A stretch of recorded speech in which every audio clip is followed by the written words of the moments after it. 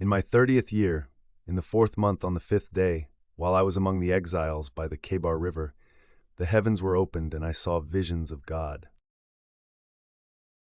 On the 5th of the month, it was the 5th year of the exile of King Jehoiakim. The word of the Lord came to Ezekiel the priest, the son of Buzi, by the Kebar River in the land of the Babylonians. There the hand of the Lord was on him. I looked, and I saw a windstorm coming out of the north, an immense cloud with flashing lightning and surrounded by brilliant light. The center of the fire looked like glowing metal, and in the fire was what looked like 4 living creatures. In appearance, their form was human, but each of them had 4 faces and 4 wings. Their legs were straight, their feet were like those of a calf, and gleamed like burnished bronze. Under their wings, on their 4 sides, they had human hands. All 4 of them had faces and wings, and the wings of one touched the wings of another. Each one went straight ahead. They did not turn as they moved. Their faces looked like this. Each of the 4 had the face of a human being, and on the right side each had the face of a lion, and on the left the face of an ox. Each also had the face of an eagle. Such were their faces. They each had 2 wings spreading out upward, each wing touching that of the creature on either side, and each had 2 other wings covering its body. Each one went straight ahead. Wherever the spirit would go, they would go, without turning as they went. The appearance of the living creatures was like burning coals of fire, or like torches. Fire moved back and forth among the creatures. It was bright, and lightning flashed out of it. The creatures sped back and forth like flashes of lightning. As I looked at the living creatures, I saw a wheel on the ground beside each creature with its 4 faces. This was the appearance and structure of the wheels. They sparkled like topaz, and all 4 looked alike. Each appeared to be made like a wheel intersecting a wheel. As they moved, they would go in any one of the 4 directions the creatures faced. The wheels did not change direction as the creatures went. Their rims were high and awesome, and all 4 rims were full of eyes all around. When the living creatures moved, the wheels beside them moved, and when the living creatures rose from the ground, the wheels also rose. Wherever the spirit would go, they would go, and the wheels would rise along with them, because the spirit of the living creatures was in the wheels. When the creatures moved, they also moved. When the creatures stood still, they also stood still. And when the creatures rose from the ground, the wheels rose along with them, because the spirit of the living creatures was in the wheels. Spread out above the heads of the living creatures was what looked something like a vault, sparkling like crystal, and awesome. Under the vault their wings were stretched out one toward the other, and each had 2 wings covering its body. When the creatures moved, I heard the sound of their wings, like the roar of rushing waters, like the voice of the Almighty, like the tumult of an army. When they stood still, they lowered their wings. Then there came a voice from above the vault over their heads as they stood with lowered wings. Above the vault over their heads was what looked like a throne of lapis lazuli, and high above on the throne was a figure like that of a man. I saw that from what appeared to be his waist up, he looked like glowing metal, as if full of fire, and that from there down he looked like fire, and brilliant light surrounded him. Like the appearance of a rainbow in the clouds on a rainy day, so was the radiance around him.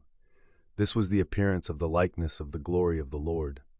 When I saw it, I fell face down, and I heard the voice of one speaking. He said to me, "Son of man, stand up on your feet, and I will speak to you." As he spoke, the Spirit came into me and raised me to my feet, and I heard him speaking to me. He said, "Son of man, I am sending you to the Israelites, to a rebellious nation that has rebelled against me. They and their ancestors have been in revolt against me to this very day. The people to whom I am sending you are obstinate and stubborn. Say to them, 'This is what the sovereign Lord says.'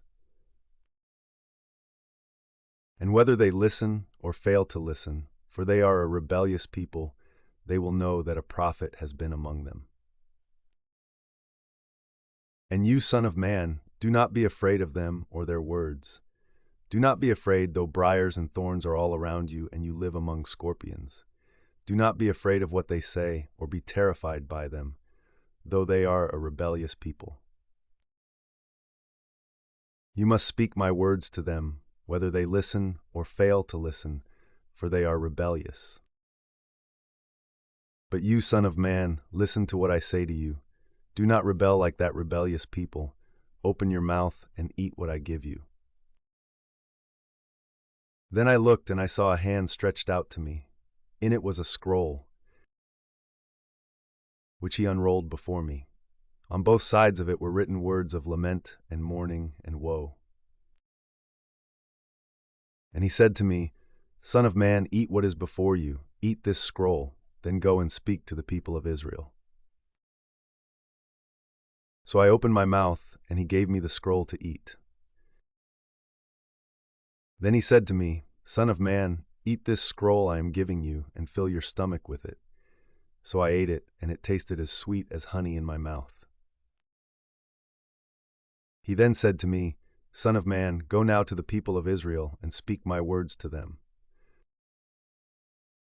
You are not being sent to a people of obscure speech and strange language, but to the people of Israel. Not to many peoples of obscure speech and strange language, whose words you cannot understand. Surely if I had sent you to them, they would have listened to you. But the people of Israel are not willing to listen to you, because they are not willing to listen to me, for all the Israelites are hardened and obstinate. But I will make you as unyielding and hardened as they are. I will make your forehead like the hardest stone, harder than flint. Do not be afraid of them or terrified by them, though they are rebellious people." And he said to me, "Son of man, listen carefully and take to heart all the words I speak to you. Go now to your people in exile and speak to them. Say to them, 'This is what the sovereign Lord says,' whether they listen or fail to listen." Then the Spirit lifted me up, and I heard behind me a loud rumbling sound as the glory of the Lord rose from the place where it was standing. It was the sound of the wings of the living creatures brushing against each other, and the sound of the wheels beside them, a loud rumbling sound. The Spirit then lifted me up and took me away, and I went in bitterness and in the anger of my spirit with the strong hand of the Lord on me. I came to the exiles who lived at Tel Aviv near the Kebar River, and there, where they were living, I sat among them for 7 days, deeply distressed. At the end of 7 days, the word of the Lord came to me. "Son of man, I have made you a watchman for the people of Israel. So hear the word I speak and give them warning from me. When I say to a wicked person, 'You will surely die,' and you do not warn them or speak out to dissuade them from their evil ways in order to save their life, that wicked person will die for their sin, and I will hold you accountable for their blood. But if you do warn the wicked person, and they do not turn from their wickedness or from their evil ways, they will die for their sin, but you will have saved yourself. Again, when a righteous person turns from their righteousness and does evil, and I put a stumbling block before them, they will die. Since you did not warn them, they will die for their sin. The righteous things that person did will not be remembered, and I will hold you accountable for their blood."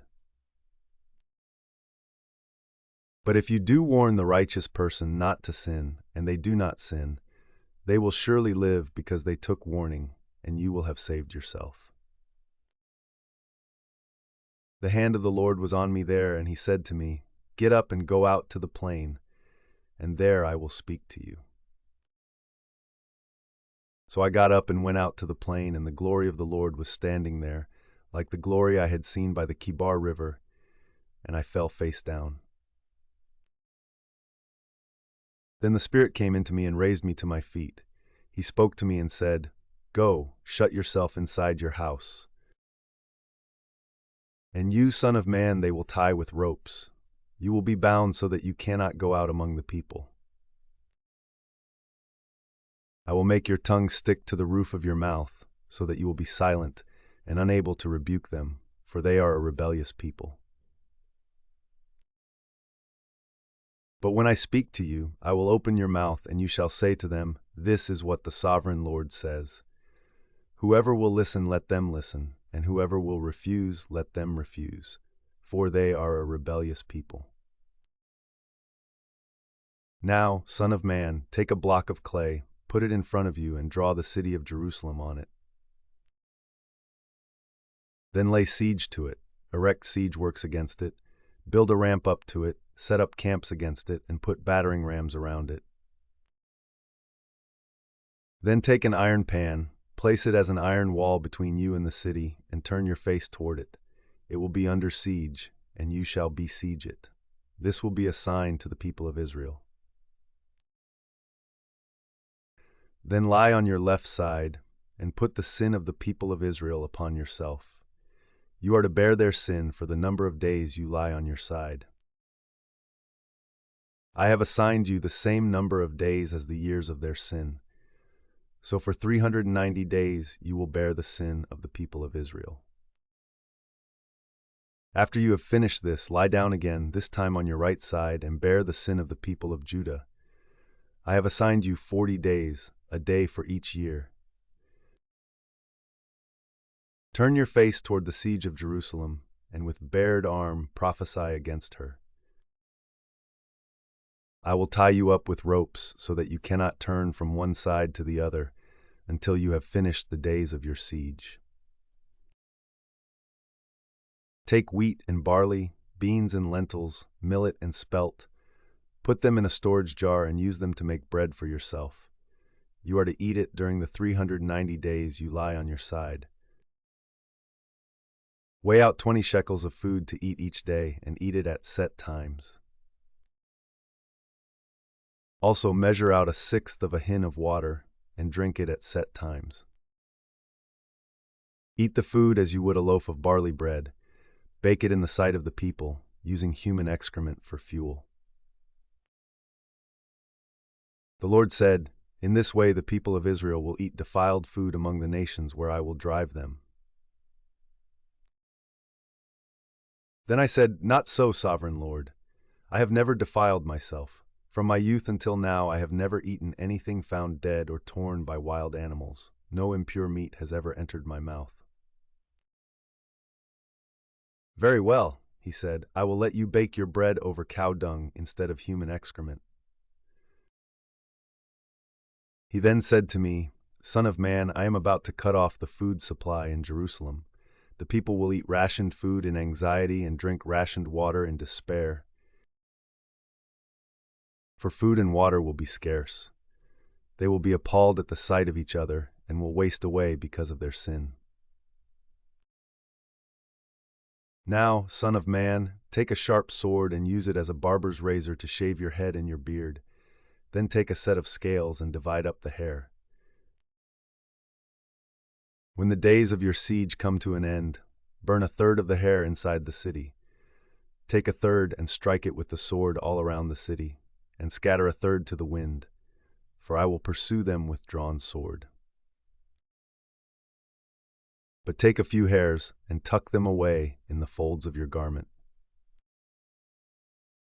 Again, take a few of these and throw them into the fire and burn them up. A fire will spread from there to all Israel. This is what the sovereign Lord says. This is Jerusalem, which I have set in the center of the nations, with countries all around her. Yet in her wickedness she has rebelled against my laws and decrees more than the nations and countries around her. She has rejected my laws and has not followed my decrees. Therefore, this is what the Sovereign Lord says: You have been more unruly than the nations around you, and have not followed my decrees or kept my laws. You have not even conformed to the standards of the nations around you. Therefore, this is what the Sovereign Lord says: I myself am against you, Jerusalem, and I will inflict punishment on you in the sight of the nations. Because of all your detestable idols, I will do to you what I have never done before and will never do again.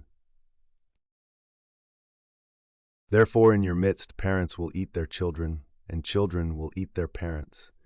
I will inflict punishment on you and will scatter all your survivors to the winds.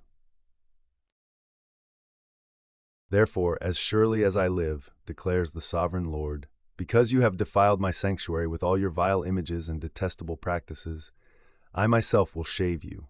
I will not look on you with pity or spare you.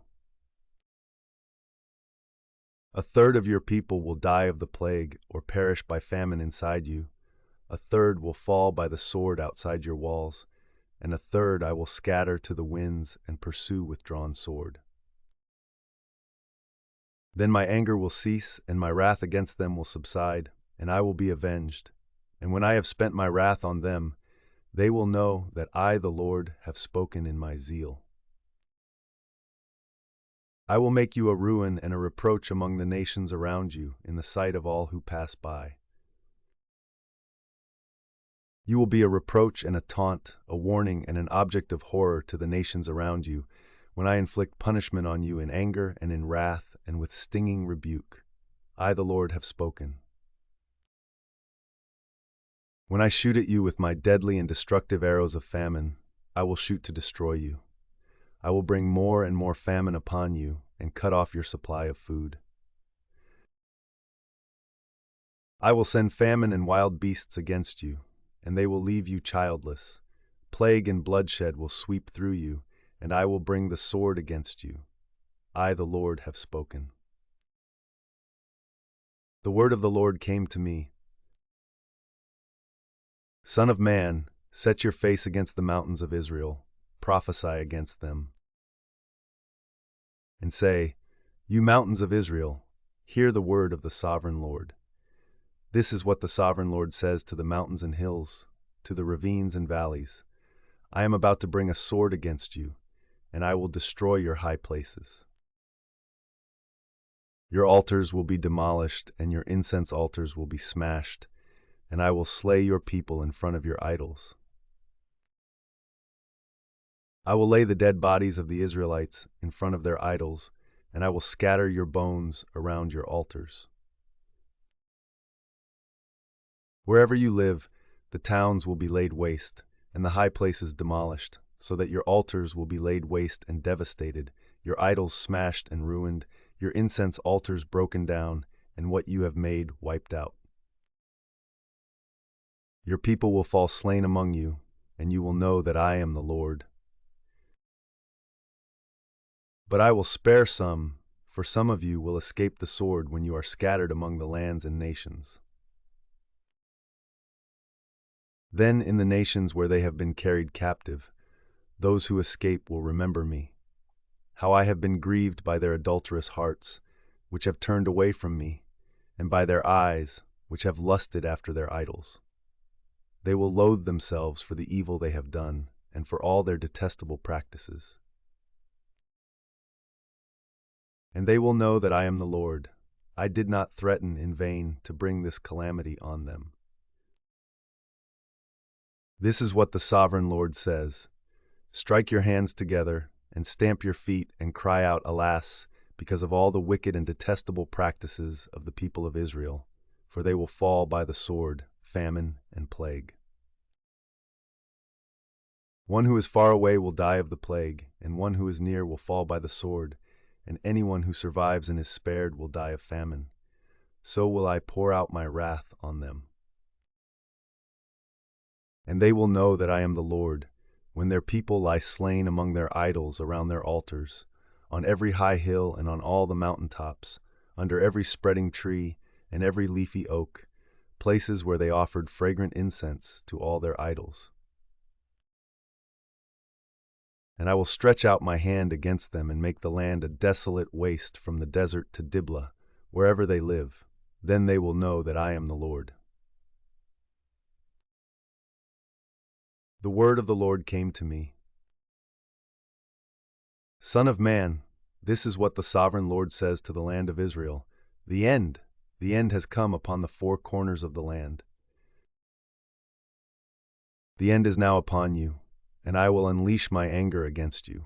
I will judge you according to your conduct and repay you for all your detestable practices. I will not look on you with pity. I will not spare you. I will surely repay you for your conduct and for the detestable practices among you. Then you will know that I am the Lord. This is what the sovereign Lord says: disaster, unheard of disaster, see it comes. The end has come, the end has come, it has roused itself against you, see it comes. Doom has come upon you who dwell in the land. The time has come, the day is near. There is panic, not joy, on the mountains. I am about to pour out my wrath on you and spend my anger against you. I will judge you according to your conduct and repay you for all your detestable practices. I will not look on you with pity. I will not spare you. I will repay you for your conduct and for the detestable practices among you. Then you will know that it is I, the Lord, who strikes you. See the day, see it comes, doom has burst forth, the rod has budded, arrogance has blossomed. Violence has arisen, a rod to punish the wicked. None of the people will be left, none of that crowd, none of their wealth, nothing of value. The time has come, the day has arrived. Let not the buyer rejoice, nor the seller grieve, for my wrath is on the whole crowd. The seller will not recover the property that was sold, as long as both buyer and seller live. For the vision concerning the whole crowd will not be reversed. Because of their sins, not one of them will preserve their life. They have blown the trumpet, they have made all things ready, but no one will go into battle, for my wrath is on the whole crowd. Outside is the sword, inside are plague and famine. Those in the country will die by the sword, those in the city will be devoured by famine and plague. The fugitives who escape will flee to the mountains. Like doves of the valleys, they will all moan, each for their own sins. Every hand will go limp, every leg will be wet with urine. They will put on sackcloth and be clothed with terror. Every face will be covered with shame, and every head will be shaved. They will throw their silver into the streets, and their gold will be treated as a thing unclean. Their silver and gold will not be able to deliver them in the day of the Lord's wrath. It will not satisfy their hunger or fill their stomachs, for it has caused them to stumble into sin. They took pride in their beautiful jewelry and used it to make their detestable idols. They made it into vile images, therefore I will make it a thing unclean for them. I will give their wealth as plunder to foreigners, and as loot to the wicked of the earth, who will defile it.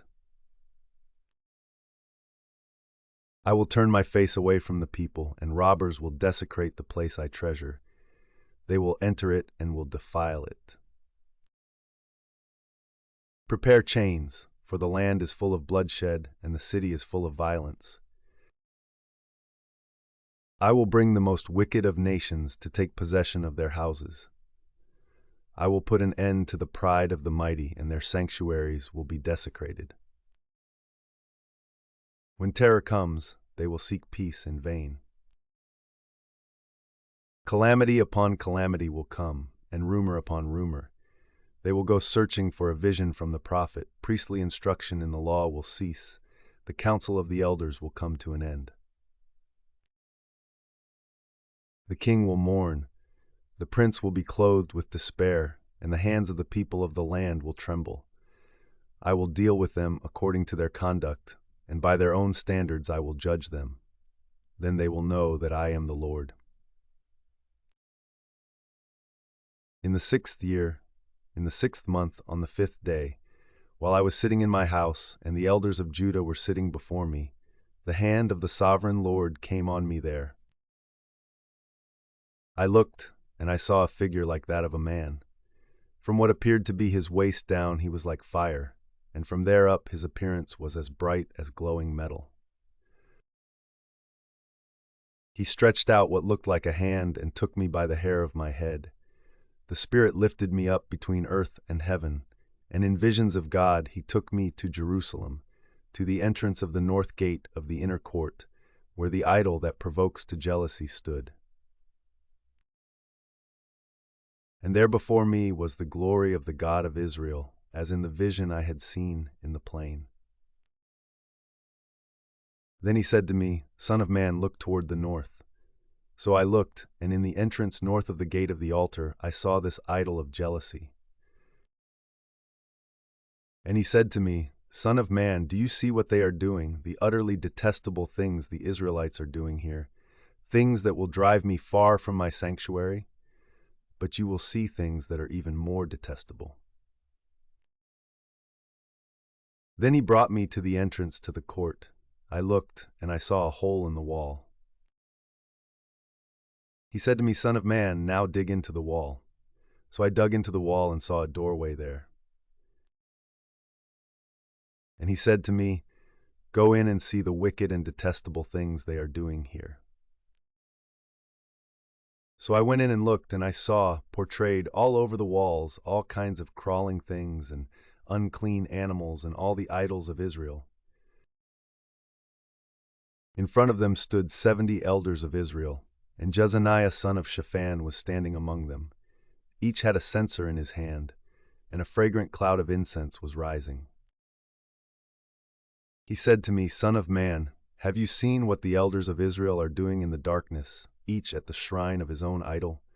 They say, The Lord does not see us, the Lord has forsaken the land. Again he said, You will see them doing things that are even more detestable. Then he brought me to the entrance of the north gate of the house of the Lord, and I saw women sitting there, mourning the god Tammuz. He said to me, Do you see this, Son of man? You will see things that are even more detestable than this. He then brought me into the inner court of the house of the Lord, and there at the entrance to the temple, between the portico and the altar, were about 25 men. With their backs toward the temple of the Lord, and their faces toward the east, they were bowing down to the sun in the east. He said to me, Have you seen this, Son of man? Is it a trivial matter for the people of Judah to do the detestable things they are doing here? Must they also fill the land with violence and continually arouse my anger? Look at them putting the branch to their nose. Therefore I will deal with them in anger. I will not look on them with pity or spare them. Although they shout in my ears, I will not listen to them. Then I heard him call out in a loud voice, Bring near those who are appointed to execute judgment on the city, each with a weapon in his hand. And I saw 6 men coming from the direction of the upper gate, which faces north, each with a deadly weapon in his hand. With them was a man clothed in linen, who had a writing kit at his side. They came in and stood beside the bronze altar. Now the glory of the God of Israel went up from above the cherubim where it had been, and moved to the threshold of the temple. Then the Lord called to the man clothed in linen, who had the writing kit at his side, and said to him, Go throughout the city of Jerusalem, and put a mark on the foreheads of those who grieve and lament over all the detestable things that are done in it. As I listened, he said to the others, Follow him through the city and kill, without showing pity or compassion. Slaughter the old men, the young men and women, the mothers and children, but do not touch anyone who has the mark. Begin at my sanctuary." So they began with the old men who were in front of the temple. Then he said to them, "Defile the temple and fill the courts with the slain. Go." So they went out and began killing throughout the city. While they were killing and I was left alone, I fell face down, crying out, "Alas, sovereign Lord, are you going to destroy the entire remnant of Israel in this outpouring of your wrath on Jerusalem?" He answered me, "The sin of the people of Israel and Judah is exceedingly great. The land is full of bloodshed, and the city is full of injustice. They say, 'The Lord has forsaken the land, the Lord does not see.' So I will not look on them with pity or spare them, but I will bring down on their own heads what they have done." Then the man in linen with the writing kit at his side brought back word, saying, "I have done as you commanded." I looked and I saw the likeness of a throne of lapis lazuli above the vault that was over the heads of the cherubim. The Lord said to the man clothed in linen, "Go in among the wheels beneath the cherubim. Fill your hands with burning coals from among the cherubim and scatter them over the city." And as I watched, he went in. Now the cherubim were standing on the south side of the temple when the man went in, and a cloud filled the inner court. Then the glory of the Lord rose from above the cherubim and moved to the threshold of the temple. The cloud filled the temple, and the court was full of the radiance of the glory of the Lord. The sound of the wings of the cherubim could be heard as far away as the outer court, like the voice of God Almighty when he speaks. When the Lord commanded the man in linen, "Take fire from among the wheels, from among the cherubim," the man went in and stood beside a wheel. Then one of the cherubim reached out his hand to the fire that was among them. He took up some of it and put it into the hands of the man in linen, who took it and went out. Under the wings of the cherubim could be seen what looked like human hands. I looked and I saw beside the cherubim 4 wheels, one beside each of the cherubim. The wheels sparkled like topaz. As for their appearance, the 4 of them looked alike. Each was like a wheel intersecting a wheel. As they moved, they would go in any one of the 4 directions the cherubim faced. The wheels did not turn about as the cherubim went. The cherubim went in whatever direction the head faced, without turning as they went.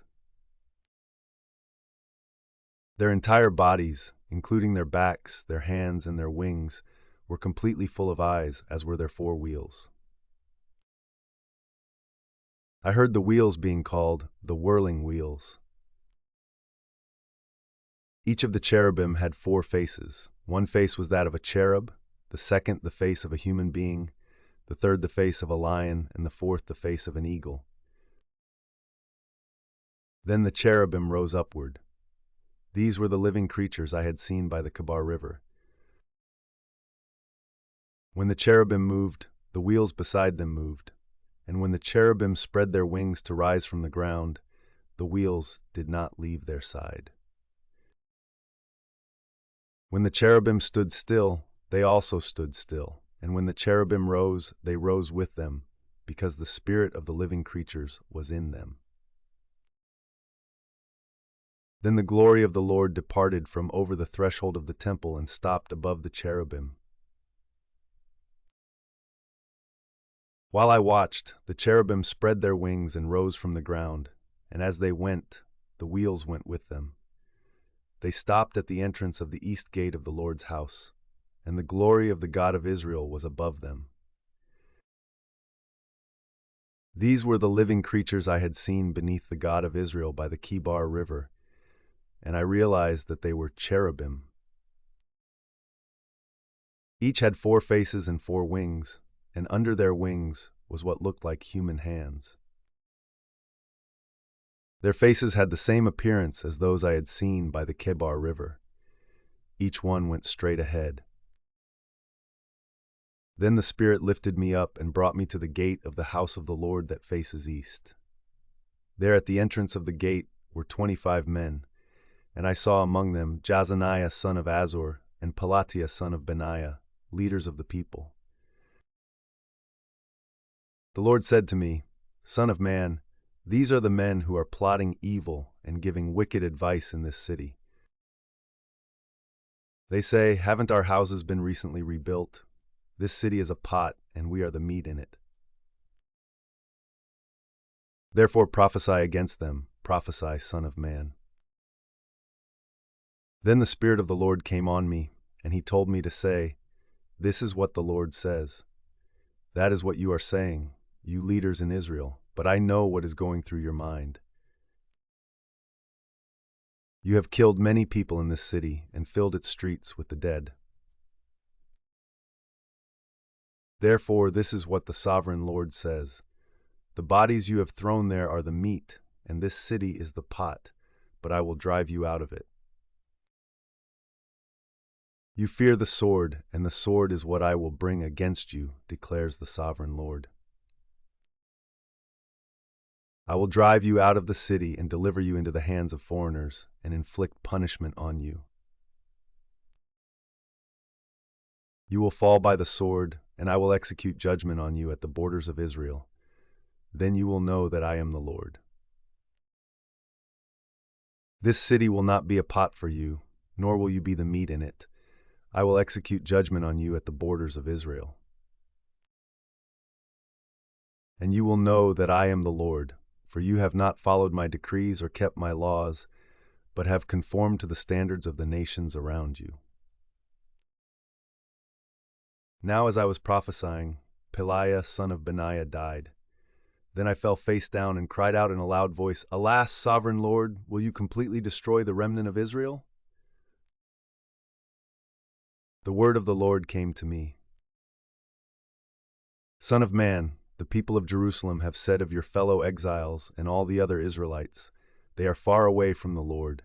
This land was given to us as our possession." Therefore say, "This is what the sovereign Lord says. Although I sent them far away among the nations and scattered them among the countries, yet for a little while I have been a sanctuary for them in the countries where they have gone."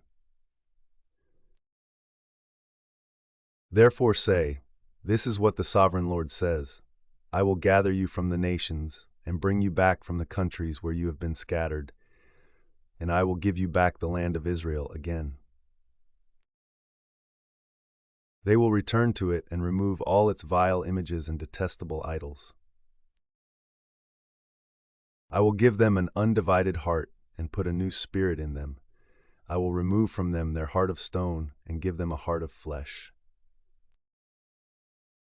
Then they will follow my decrees and be careful to keep my laws. They will be my people, and I will be their God. But as for those whose hearts are devoted to their vile images and detestable idols, I will bring down on their own heads what they have done, declares the sovereign Lord. Then the cherubim, with the wheels beside them, spread their wings, and the glory of the God of Israel was above them. The glory of the Lord went up from within the city and stopped above the mountain east of it. The Spirit lifted me up and brought me to the exiles in Babylonia in the vision given by the Spirit of God. Then the vision I had seen went up from me, and I told the exiles everything the Lord had shown me. The word of the Lord came to me. Son of man, you are living among a rebellious people. They have eyes to see but do not see, and ears to hear but do not hear, for they are a rebellious people. Therefore, son of man, pack your belongings for exile, and in the daytime, as they watch, set out and go from where you are to another place. Perhaps they will understand, though they are a rebellious people. During the daytime, while they watch, bring out your belongings packed for exile. Then in the evening, while they are watching, go out like those who go into exile. While they watch, dig through the wall and take your belongings out through it. Put them on your shoulder as they are watching and carry them out at dusk. Cover your face so that you cannot see the land, for I have made you a sign to the Israelites. So I did as I was commanded. During the day I brought out my things packed for exile. Then in the evening I dug through the wall with my hands. I took my belongings out at dusk, carrying them on my shoulders while they watched. In the morning the word of the Lord came to me. Son of man, did not the Israelites, that rebellious people, ask you, "What are you doing?" Say to them, "This is what the sovereign Lord says. This prophecy concerns the prince in Jerusalem and all the Israelites who are there. Say to them, I am a sign to you.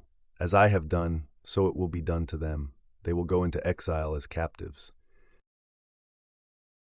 The prince among them will put his things on his shoulder at dusk and leave, and a hole will be dug in the wall for him to go through. He will cover his face so that he cannot see the land. I will spread my net for him, and he will be caught in my snare. I will bring him to Babylonia, the land of the Chaldeans, but he will not see it, and there he will die. I will scatter to the winds all those around him, his staff and all his troops, and I will pursue them with drawn sword.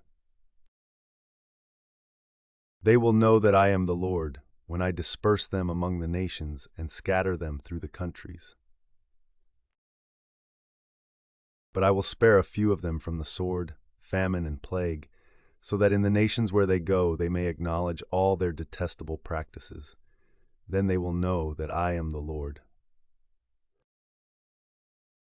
The word of the Lord came to me. Son of man, tremble as you eat your food, and shudder in fear as you drink your water. Say to the people of the land, this is what the sovereign Lord says about those living in Jerusalem and in the land of Israel. They will eat their food in anxiety and drink their water in despair, for their land will be stripped of everything in it because of the violence of all who live there. The inhabited towns will be laid waste, and the land will be desolate. Then you will know that I am the Lord. The word of the Lord came to me. Son of man, what is this proverb you have in the land of Israel? The days go by and every vision comes to nothing. Say to them, this is what the sovereign Lord says. I am going to put an end to this proverb, and they will no longer quote it in Israel. Say to them, the days are near when every vision will be fulfilled. For there will be no more false visions or flattering divinations among the people of Israel. But I, the Lord, will speak what I will, and it shall be fulfilled without delay. For in your days, you rebellious people, I will fulfill whatever I say, declares the sovereign Lord. The word of the Lord came to me. Son of man, the Israelites are saying, the vision he sees is for many years from now, and he prophesies about the distant future. Therefore say to them, this is what the sovereign Lord says. None of my words will be delayed any longer. Whatever I say will be fulfilled, declares the sovereign Lord. The word of the Lord came to me. Son of man, prophesy against the prophets of Israel who are now prophesying. Say to those who prophesy out of their own imagination, hear the word of the Lord. This is what the sovereign Lord says. Woe to the foolish prophets who follow their own spirit and have seen nothing. Your prophets, Israel, are like jackals among ruins. You have not gone up to the breaches in the wall to repair it for the people of Israel, so that it will stand firm in the battle on the day of the Lord. Their visions are false and their divinations a lie. Even though the Lord has not sent them, they say, the Lord declares, and expect him to fulfill their words. Have you not seen false visions and uttered lying divinations when you say, The Lord declares, though I have not spoken. Therefore, this is what the sovereign Lord says. Because of your false words and lying visions, I am against you, declares the sovereign Lord. My hand will be against the prophets who see false visions and utter lying divinations. They will not belong to the council of my people or be listed in the records of Israel, nor will they enter the land of Israel. Then you will know that I am the sovereign Lord. Because they lead my people astray, saying, "Peace," when there is no peace, and because, when a flimsy wall is built, they cover it with whitewash. Therefore tell those who cover it with whitewash that it is going to fall. Rain will come in torrents, and I will send hailstones hurtling down, and violent winds will burst forth. When the wall collapses, will people not ask you, "Where is the whitewash you covered it with?" Therefore this is what the sovereign Lord says. In my wrath I will unleash a violent wind, and in my anger hailstones and torrents of rain will fall with destructive fury. I will tear down the wall you have covered with whitewash, and will level it to the ground so that its foundation will be laid bare. When it falls, you will be destroyed in it, and you will know that I am the Lord. So I will pour out my wrath against the wall, and against those who covered it with whitewash. I will say to you, the wall is gone, and so are those who whitewashed it. Those prophets of Israel who prophesied to Jerusalem and saw visions of peace for her when there was no peace, declares the sovereign Lord. Now, Son of Man, set your face against the daughters of your people who prophesy out of their own imagination. Prophesy against them, and say, "This is what the sovereign Lord says. Woe to the women who sew magic charms on all their wrists and make veils of various lengths for their heads in order to ensnare people. Will you ensnare the lives of my people but preserve your own? You have profaned me among my people for a few handfuls of barley and scraps of bread. By lying to my people who listen to lies, you have killed those who should not have died and have spared those who should not live. Therefore, this is what the sovereign Lord says. I am against your magic charms with which you ensnare people like birds, and I will tear them from your arms. I will set free the people that you ensnare like birds. I will tear off your veils and save my people from your hands, and they will no longer fall prey to your power. Then you will know that I am the Lord. Because you disheartened the righteous with your lies, when I had brought them no grief, and because you encouraged the wicked not to turn from their evil ways and so save their lives. Therefore you will no longer see false visions or practice divination. I will save my people from your hands, and then you will know that I am the Lord. Some of the elders of Israel came to me and sat down in front of me. Then the word of the Lord came to me. Son of man, these men have set up idols in their hearts and put wicked stumbling blocks before their faces. Should I let them inquire of me at all? Therefore speak to them and tell them, this is what the sovereign Lord says. When any of the Israelites set up idols in their hearts and put a wicked stumbling block before their faces, and then go to a prophet, I, the Lord, will answer them myself in keeping with their great idolatry. I will do this to recapture the hearts of the people of Israel, who have all deserted me for their idols.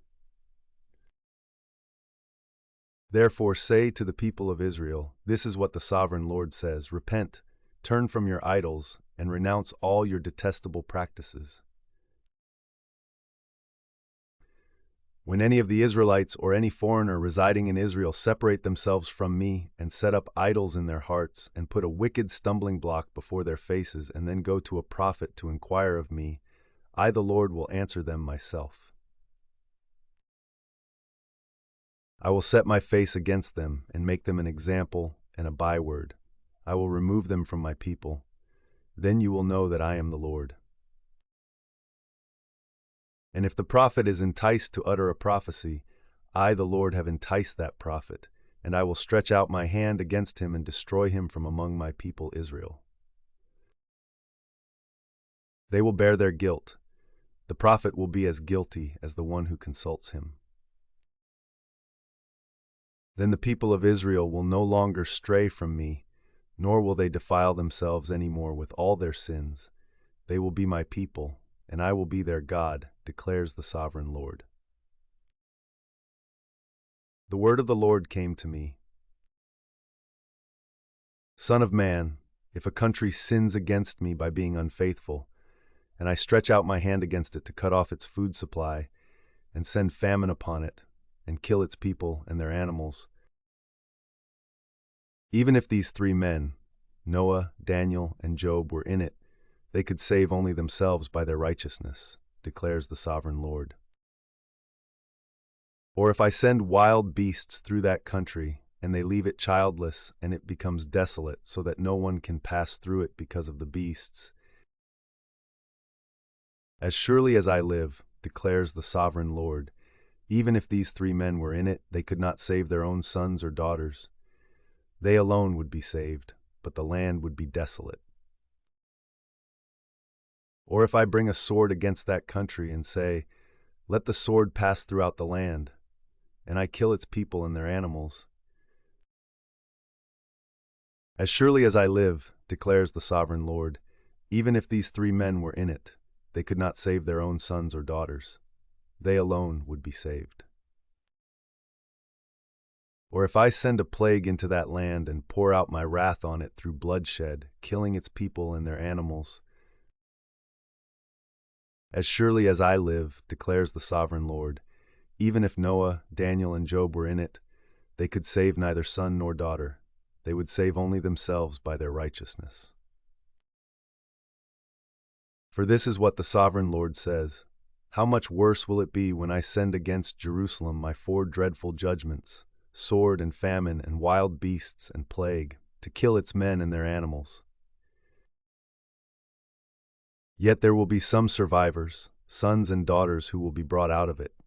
They will come to you, and when you see their conduct and their actions, you will be consoled regarding the disaster I have brought on Jerusalem. Every disaster I have brought on it. You will be consoled when you see their conduct and their actions, for you will know that I have done nothing in it without cause, declares the sovereign Lord. The word of the Lord came to me. Son of man, how is the wood of a vine different from that of a branch from any of the trees in the forest? Is wood ever taken from it to make anything useful? Do they make pegs from it to hang things on?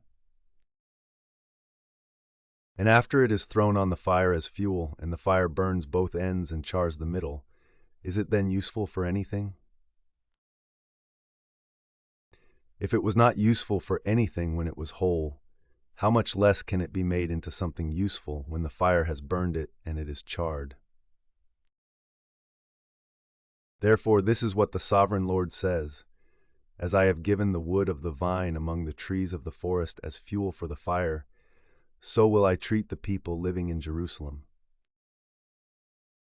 I will set my face against them. Although they have come out of the fire will yet consume them. And when I set my face against them, you will know that I am the Lord. I will make the land desolate because they have been unfaithful, declares the sovereign Lord. The word of the Lord came to me. Son of man, confront Jerusalem with her detestable practices,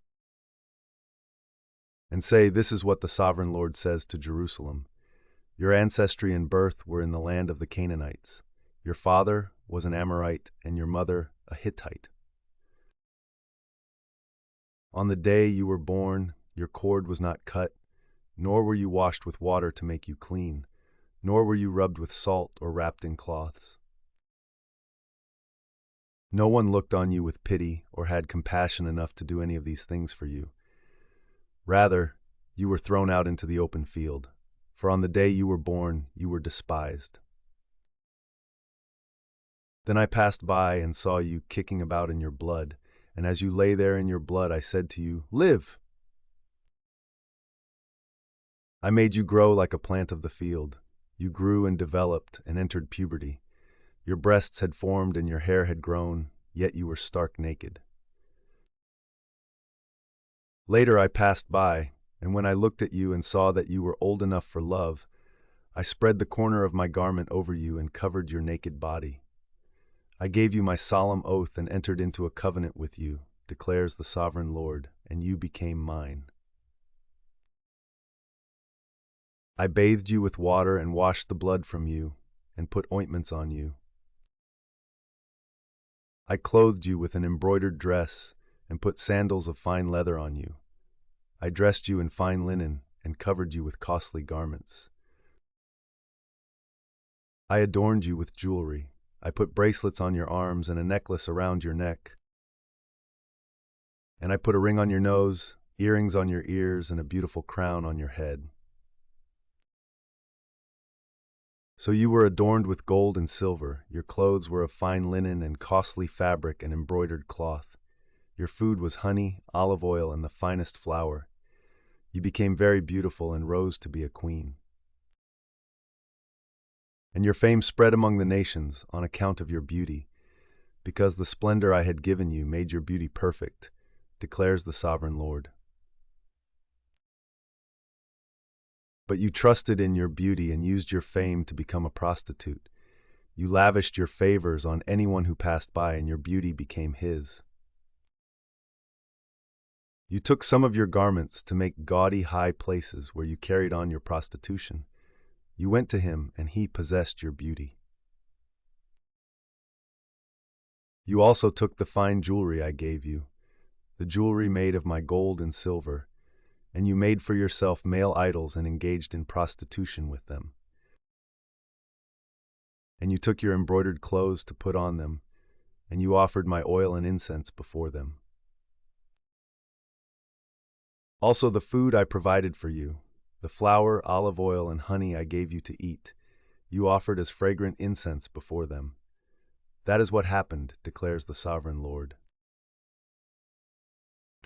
And you took your sons and daughters whom you bore to me and sacrificed them as food to the idols. Was your prostitution not enough? You slaughtered my children and sacrificed them to the idols. In all your detestable practices and your prostitution you did not remember the days of your youth when you were naked and bare, kicking about in your blood. Woe, woe to you, declares the sovereign Lord. In addition to all your other wickedness, you built a mound for yourself and made a lofty shrine in every public square.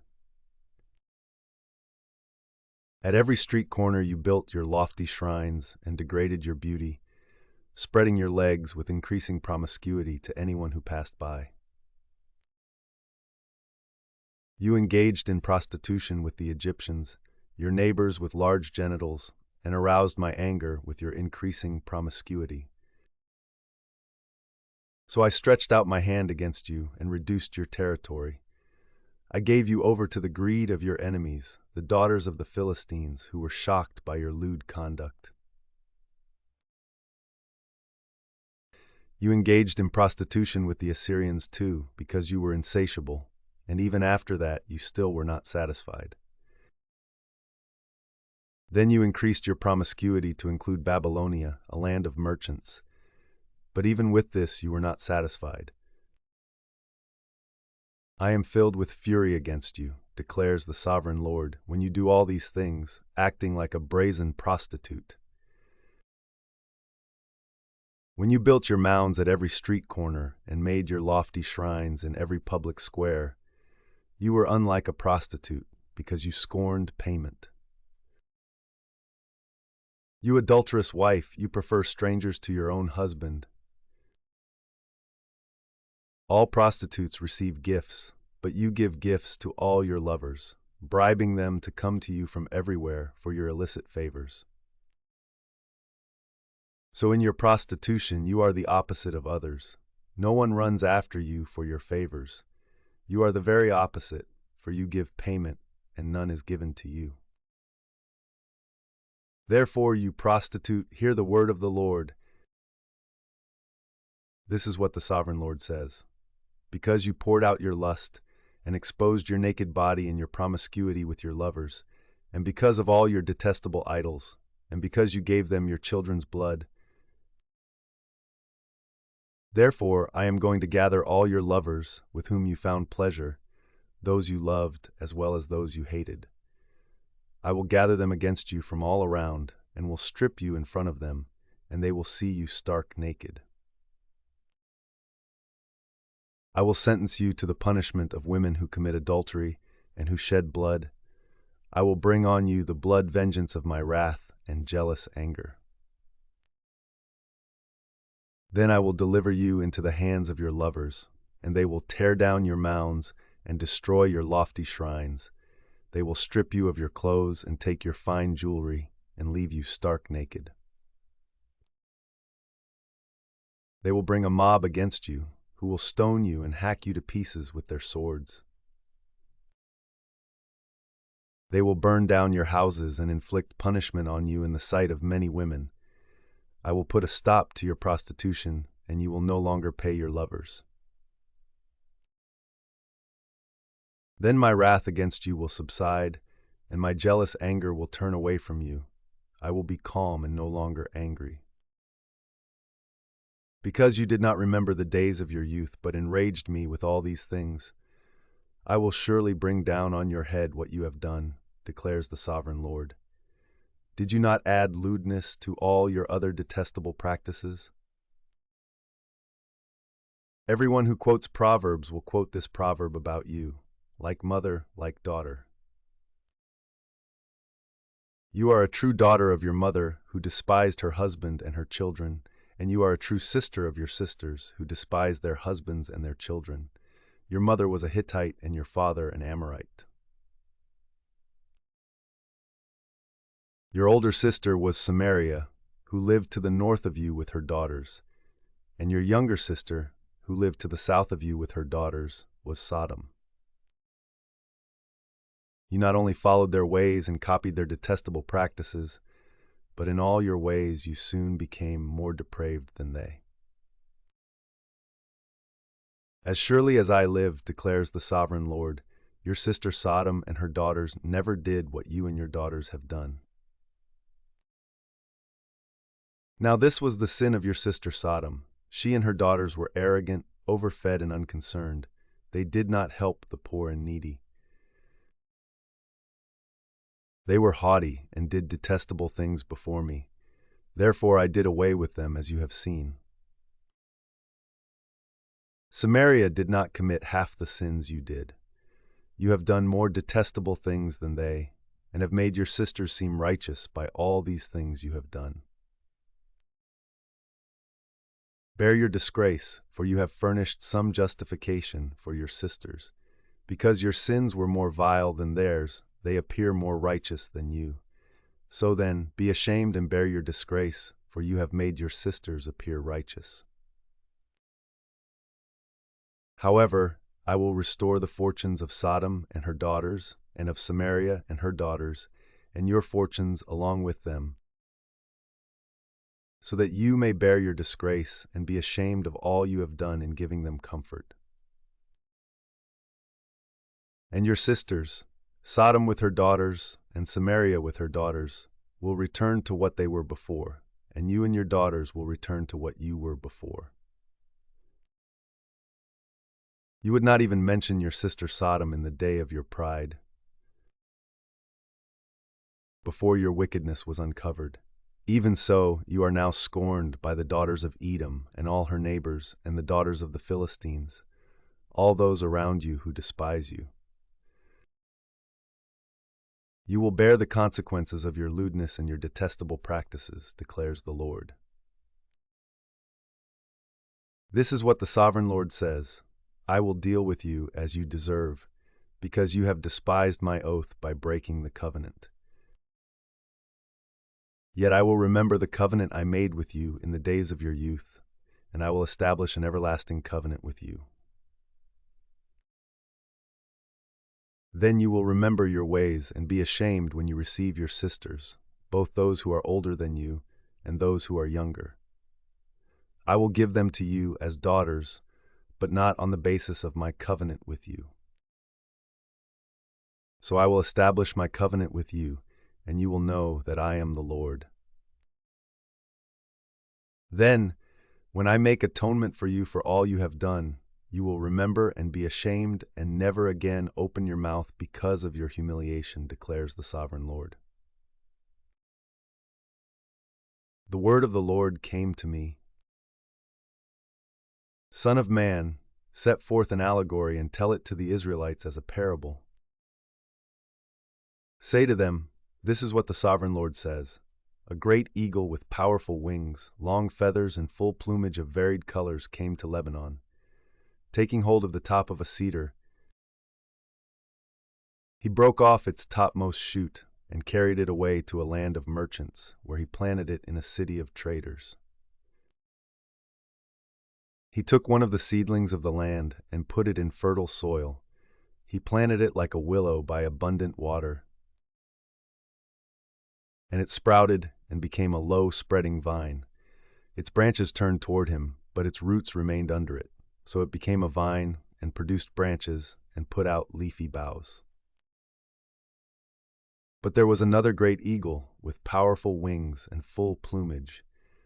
The vine now sent out its roots toward him from the plot where it was planted and stretched out its branches to him for water. It had been planted in good soil by abundant water so that it would produce branches, bear fruit, and become a splendid vine. Say to them, this is what the sovereign Lord says. Will it thrive? Will it not be uprooted and stripped of its fruit so that it withers? All its new growth will wither. It will not take a strong arm or many people to pull it up by the roots. It has been planted, but will it thrive? Will it not wither completely when the east wind strikes it, wither away in the plot where it grew? Then the word of the Lord came to me. Say to this rebellious people, do you not know what these things mean? Say to them, the king of Babylon went to Jerusalem and carried off her king and her nobles, bringing them back with him to Babylon. Then he took a member of the royal family and made a treaty with him, putting him under oath. He also carried away the leading men of the land, so that the kingdom would be brought low, unable to rise again, surviving only by keeping his treaty. But the king rebelled against him by sending his envoys to Egypt to get horses and a large army. Will he succeed? Will he who does such things escape? Will he break the treaty and yet escape? As surely as I live, declares the sovereign Lord, he shall die in Babylon, in the land of the king who put him on the throne, whose oath he despised and whose treaty he broke. Pharaoh with his mighty army and great horde will be of no help to him in war, when ramps are built and siege works erected to destroy many lives. He despised the oath by breaking the covenant. Because he had given his hand in pledge and yet did all these things, he shall not escape. Therefore, this is what the sovereign Lord says. As surely as I live, I will repay him for despising my oath and breaking my covenant. I will spread my net for him, and he will be caught in my snare. I will bring him to Babylon and execute judgment on him there because he was unfaithful to me. All his choice troops will fall by the sword, and the survivors will be scattered to the winds. Then you will know that I, the Lord, have spoken. This is what the sovereign Lord says. I myself will take a shoot from the very top of a cedar and plant it. I will break off a tender sprig from its topmost shoots and plant it on a high and lofty mountain. On the mountain heights of Israel I will plant it. It will produce branches and bear fruit and become a splendid cedar. Birds of every kind will nest in it. They will find shelter in the shade of its branches. All the trees of the forest will know that I, the Lord, bring down the tall tree and make the low tree grow tall. I dry up the green tree and make the dry tree flourish. I, the Lord, have spoken, and I will do it. The word of the Lord came to me. What do you people mean by quoting this proverb about the land of Israel? The parents eat sour grapes, and the children's teeth are set on edge. As surely as I live, declares the sovereign Lord, you will no longer quote this proverb in Israel. For everyone belongs to me, the parent as well as the child, both alike belong to me. The one who sins is the one who will die. Suppose there is a righteous man who does what is just and right. He does not eat at the mountain shrines or look to the idols of Israel. He does not defile his neighbor's wife or have sexual relations with a woman during her period. He does not oppress anyone, but returns what he took in pledge for a loan. He does not commit robbery, but gives his food to the hungry and provides clothing for the naked. He does not lend to them at interest or take a profit from them. He withholds his hand from doing wrong and judges fairly between two parties. He follows my decrees and faithfully keeps my laws. That man is righteous, he will surely live, declares the sovereign Lord. Suppose he has a violent son who sheds blood or does any of these other things, though the father has done none of them. He eats at the mountain shrines. He defiles his neighbor's wife. He oppresses the poor and needy. He commits robbery. He does not return what he took in pledge. He looks to the idols. He does detestable things. He lends at interest and takes a profit. Will such a man live? He will not. Because he has done all these detestable things, he is to be put to death. His blood will be on his own head. But suppose this son has a son who sees all the sins his father commits, and though he sees them, he does not do such things. He does not eat at the mountain shrines or look to the idols of Israel.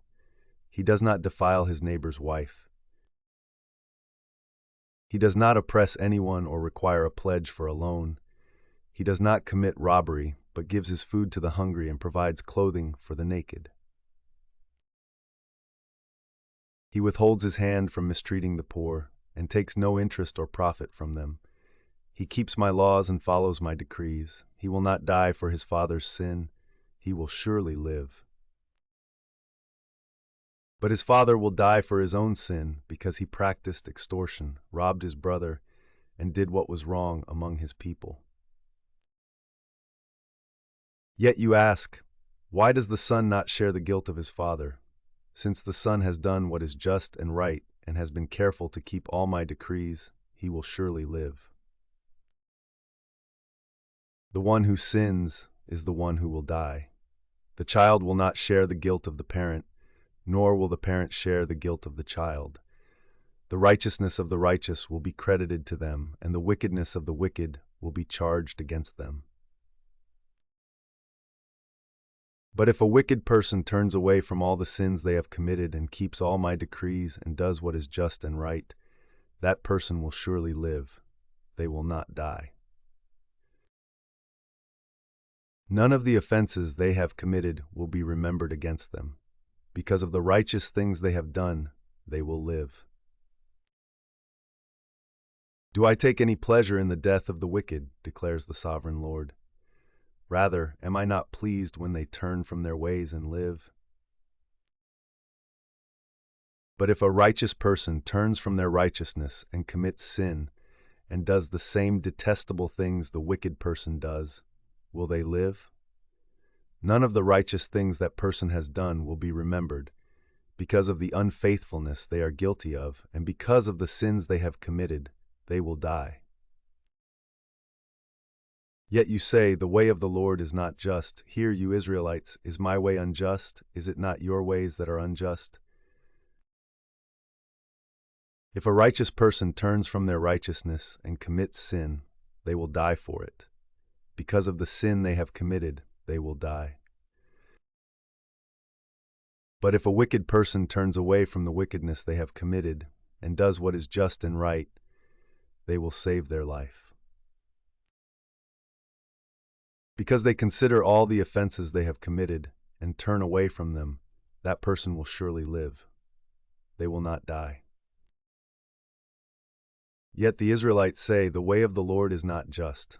Are my ways unjust, people of Israel? Is it not your ways that are unjust?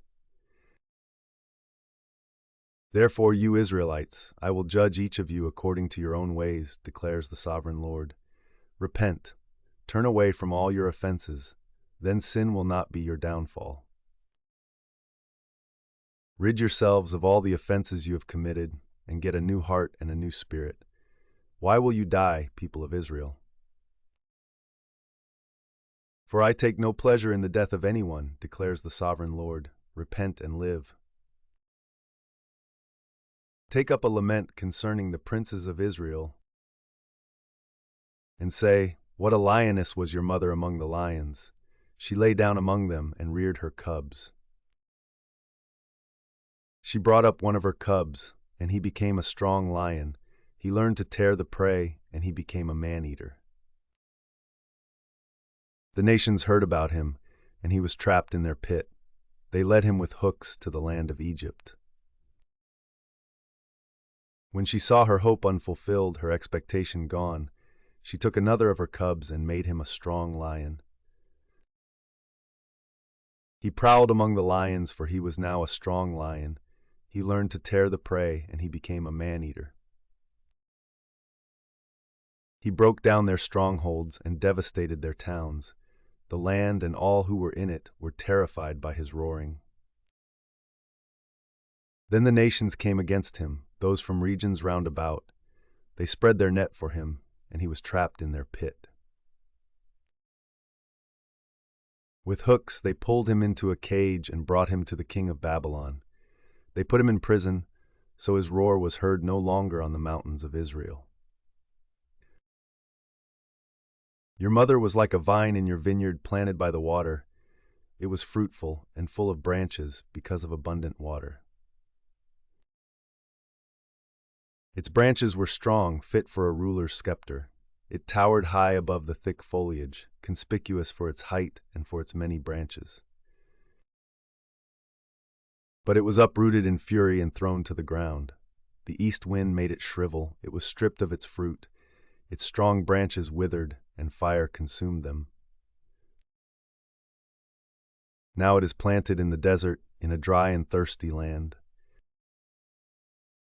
Fire spread from one of its main branches and consumed its fruit.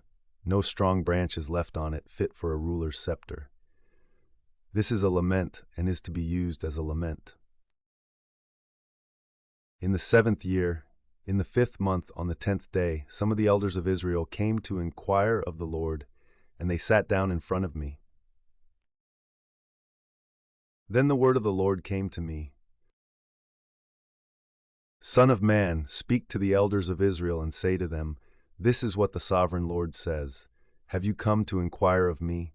As surely as I live, I will not let you inquire of me, declares the sovereign Lord. Will you judge them? Will you judge them, son of man? Then confront them with the detestable practices of their ancestors. And say to them, this is what the sovereign Lord says. On the day I chose Israel, I swore with uplifted hand to the descendants of Jacob and revealed myself to them in Egypt. With uplifted hand I said to them, I am the Lord your God. On that day I swore to them that I would bring them out of Egypt into a land I had searched out for them, a land flowing with milk and honey, the most beautiful of all lands. And I said to them, each of you, get rid of the vile images you have set your eyes on, and do not defile yourselves with the idols of Egypt. I am the Lord your God. But they rebelled against me and would not listen to me. They did not get rid of the vile images they had set their eyes on, nor did they forsake the idols of Egypt. So I said I would pour out my wrath on them and spend my anger against them in Egypt. But for the sake of my name, I brought them out of Egypt. I did it to keep my name from being profaned in the eyes of the nations among whom they lived, and in whose sight I had revealed myself to the Israelites. Therefore I led them out of Egypt and brought them into the wilderness. I gave them my decrees and made known to them my laws, by which the person who obeys them will live. Also I gave them my Sabbaths as a sign between us, so they would know that I, the Lord, made them holy. Yet the people of Israel rebelled against me in the wilderness. They did not follow my decrees, but rejected my laws, by which the person who obeys them will live, and they utterly desecrated my Sabbaths. So I said I would pour out my wrath on them and destroy them in the wilderness. But for the sake of my name, I did what would keep it from being profaned in the eyes of the nations in whose sight I had brought them out. Also, with uplifted hand, I swore to them in the wilderness that I would not bring them into the land I had given them, a land flowing with milk and honey, the most beautiful of all lands. Because they rejected my laws and did not follow my decrees and desecrated my Sabbaths, for their hearts were devoted to their idols.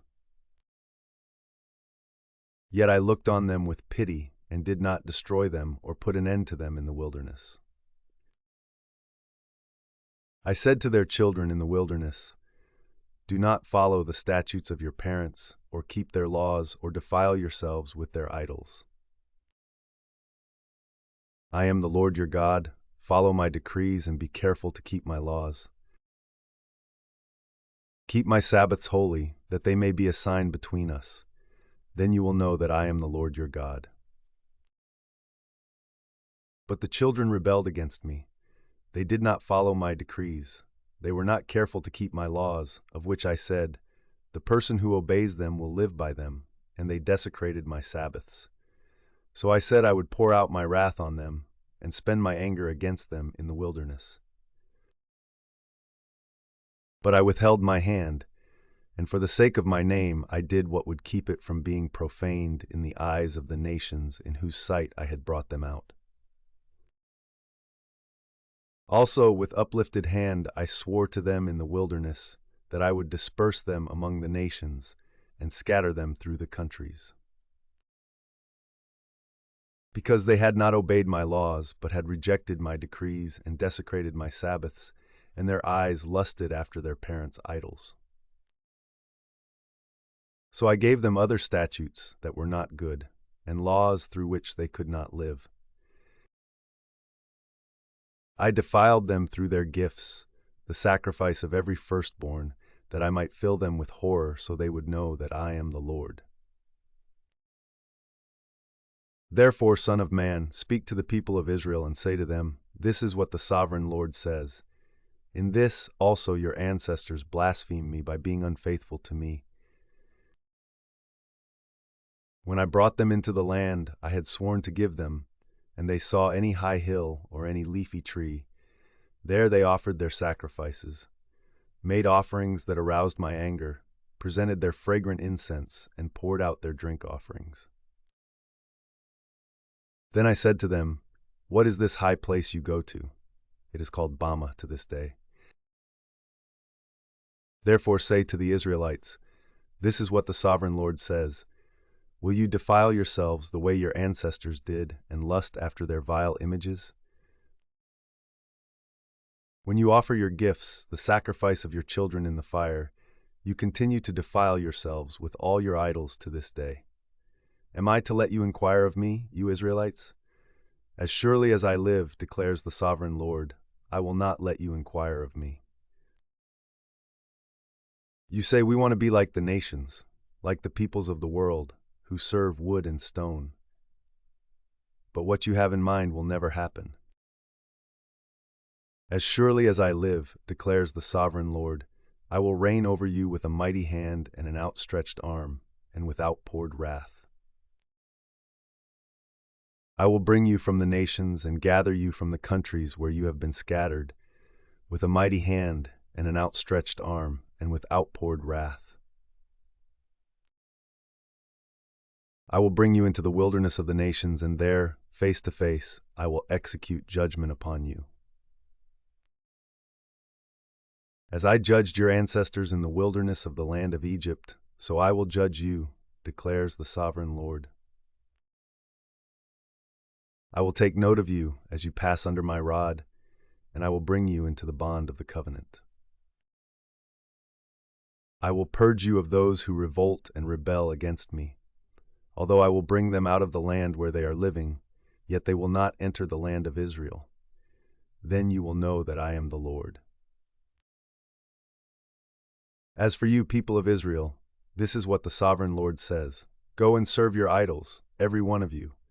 But afterward, you will surely listen to me and no longer profane my holy name with your gifts and idols. For on my holy mountain, the high mountain of Israel, declares the sovereign Lord, there in the land all the people of Israel will serve me, and there I will accept them. There I will require your offerings and your choice gifts, along with all your holy sacrifices. I will accept you as fragrant incense when I bring you out from the nations, and gather you from the countries where you have been scattered, and I will be proved holy through you in the sight of the nations. Then you will know that I am the Lord, when I bring you into the land of Israel, the land I had sworn with uplifted hand to give to your ancestors. There you will remember your conduct and all the actions by which you have defiled yourselves, and you will loathe yourselves for all the evil you have done. You will know that I am the Lord, when I deal with you for my name's sake, and not according to your evil ways and your corrupt practices, you people of Israel, declares the sovereign Lord. The word of the Lord came to me. Son of man, set your face toward the south. Preach against the south and prophesy against the forest of the southland.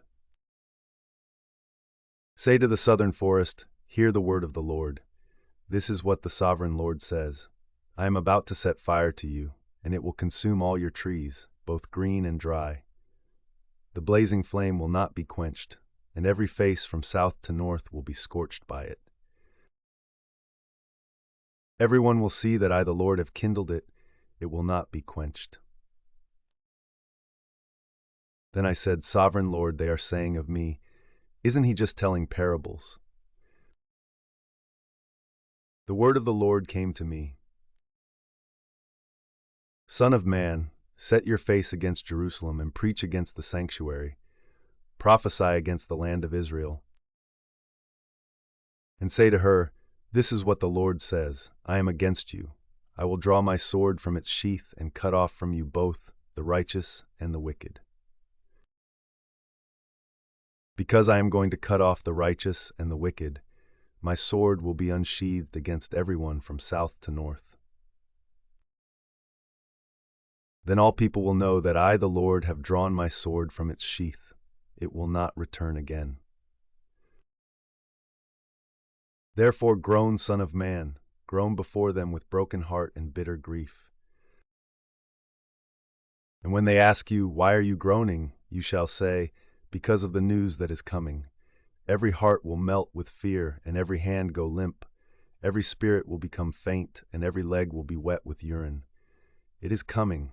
It will surely take place, declares the sovereign Lord. The word of the Lord came to me. Son of man, prophesy and say, this is what the Lord says, a sword sharpened and polished, sharpened for the slaughter, polished to flash like lightning. Shall we rejoice in the scepter of my royal son? The sword despises every such stick. The sword is appointed to be polished, to be grasped with the hand. It is sharpened and polished, made ready for the hand of the slayer. Cry out and wail, Son of man, for it is against my people. It is against all the princes of Israel. They are thrown to the sword along with my people. Therefore beat your breast. Testing will surely come. And what if even the scepter which the sword despises does not continue, declares the sovereign Lord. So then, Son of man, prophesy and strike your hands together. Let the sword strike twice, even 3 times.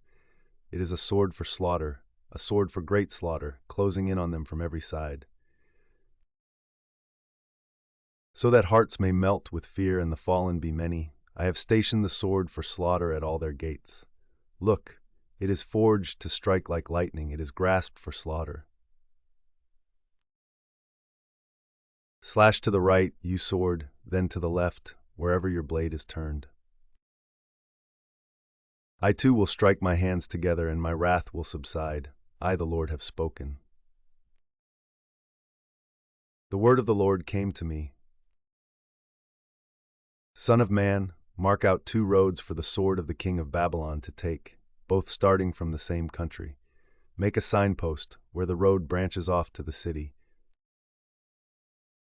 Mark out 1 road for the sword to come against Rabbah of the Ammonites, and another against Judah and fortified Jerusalem.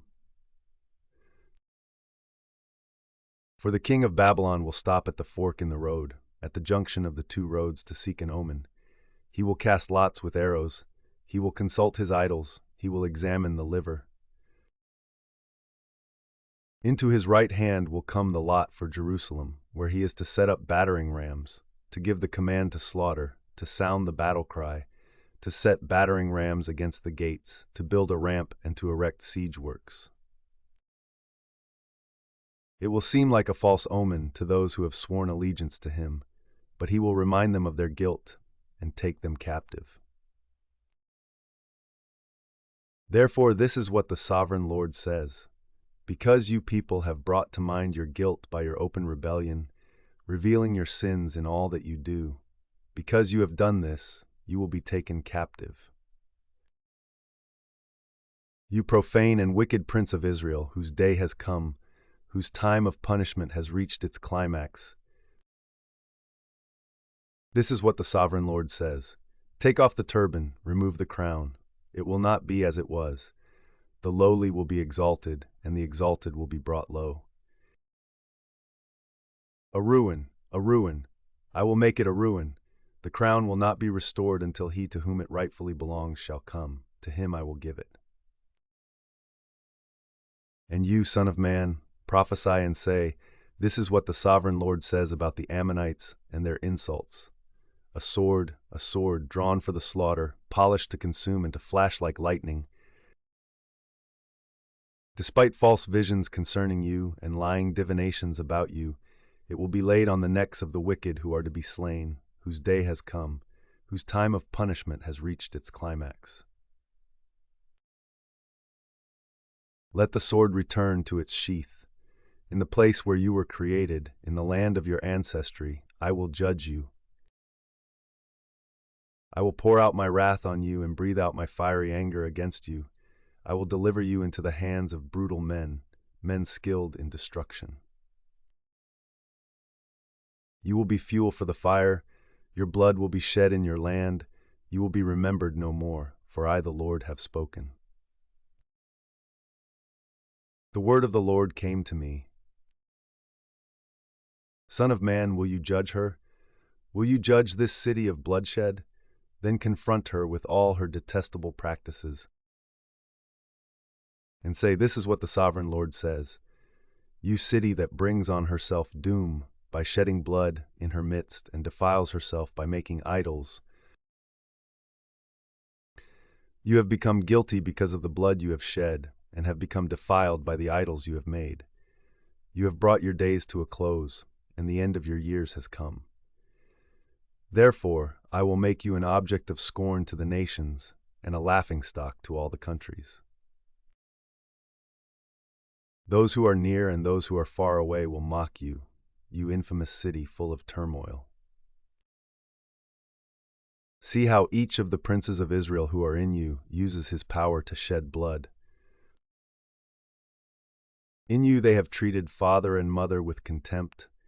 In you they have oppressed the foreigner and mistreated the fatherless and the widow. You have despised my holy things and desecrated my Sabbaths. In you are slanderers who are bent on shedding blood. In you are those who eat at the mountain shrines and commit lewd acts. In you are those who dishonor their father's bed. and you are those who violate women during their period when they are ceremonially unclean. In you, one man commits a detestable offense with his neighbor's wife, another shamefully defiles his daughter-in-law, and another violates his sister, his own father's daughter. In you are people who accept bribes to shed blood. You take interest and make a profit from the poor. You extort unjust gain from your neighbors, and you have forgotten me, declares the sovereign Lord. I will surely strike my hands together at the unjust gain you have made, and at the blood you have shed in your midst. Will your courage endure, or your hands be strong in the day I deal with you? I, the Lord, have spoken, and I will do it. I will disperse you among the nations, and scatter you through the countries, and I will put an end to your uncleanness. When you have been defiled in the eyes of the nations, you will know that I am the Lord. Then the word of the Lord came to me.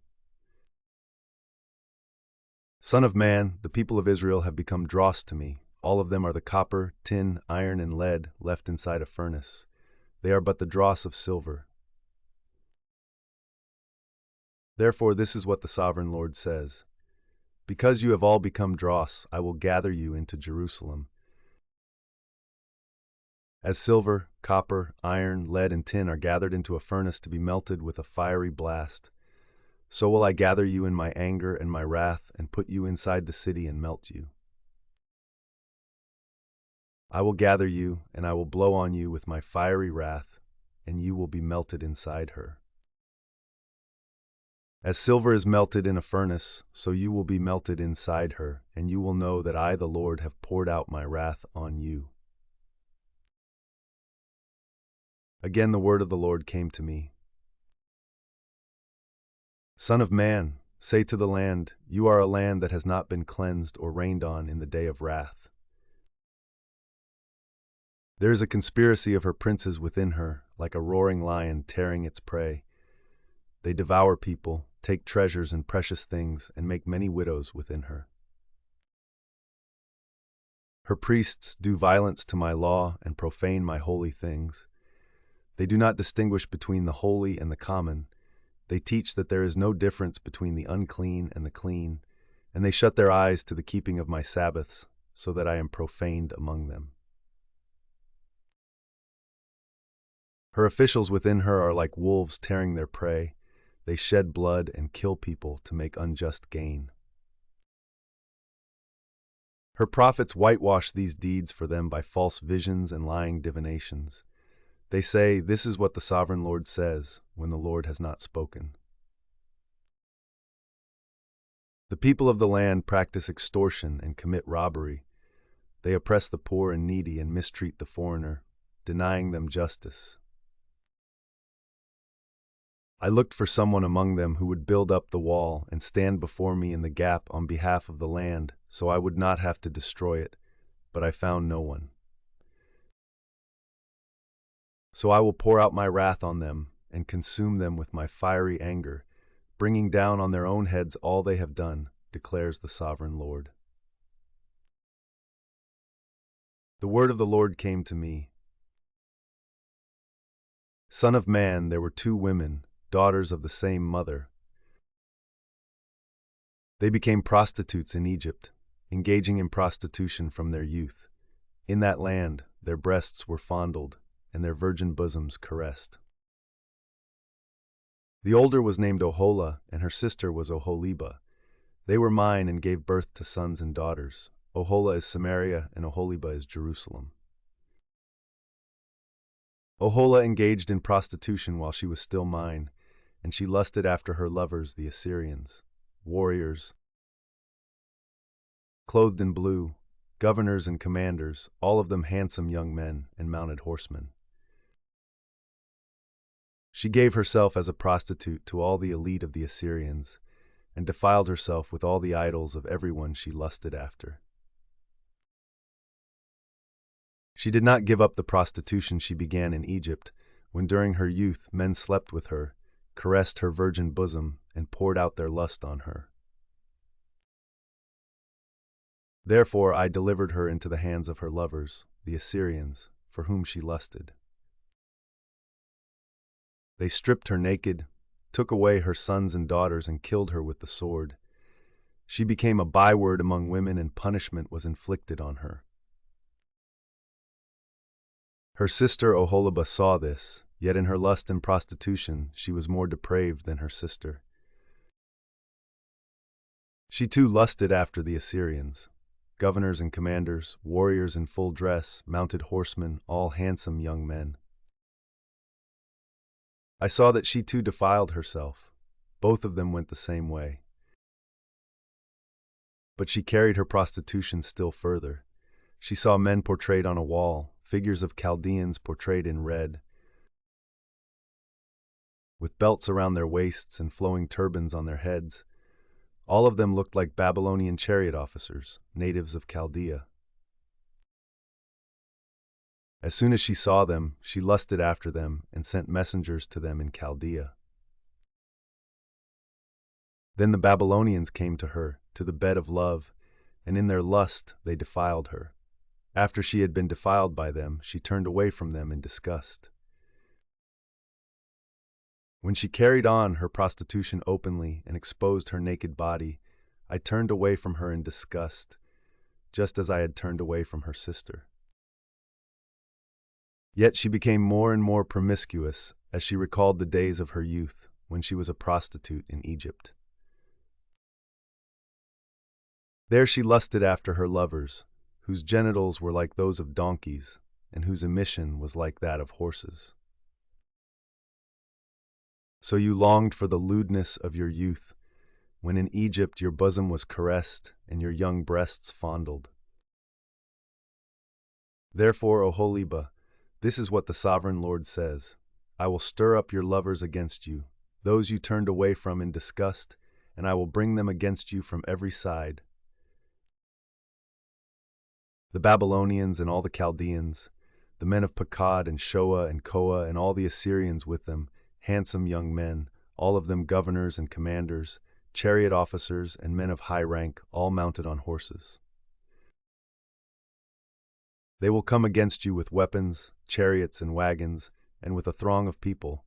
They will take up positions against you on every side, with large and small shields and with helmets.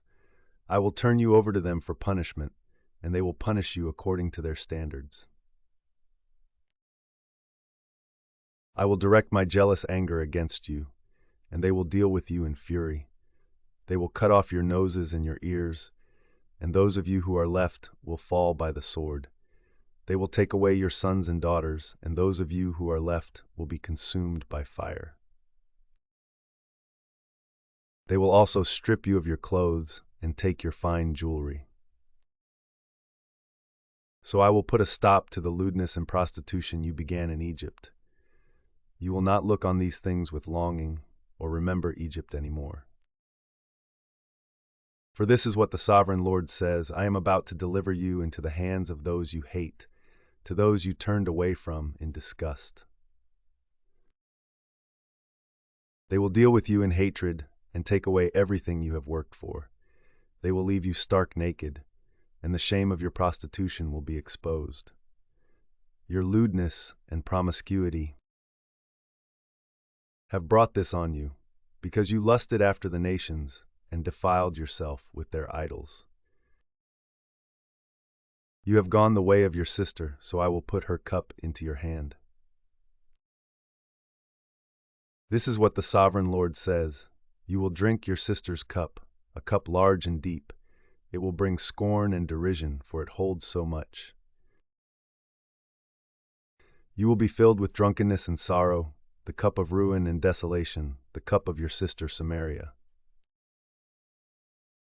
You will drink it and drain it dry and chew on its pieces, and you will tear your breasts. I have spoken, declares the Sovereign Lord. Therefore, this is what the Sovereign Lord says: since you have forgotten me and turned your back on me, you must bear the consequences of your lewdness and prostitution. The Lord said to me, Son of man, will you judge Oholah and Oholibah? Then confront them with their detestable practices. For they have committed adultery, and blood is on their hands. They committed adultery with their idols. They even sacrificed their children, whom they bore to me, as food for them. They have also done this to me. At that same time they defiled my sanctuary and desecrated my Sabbaths. On the very day they sacrificed their children to their idols, they entered my sanctuary and desecrated it. That is what they did in my house.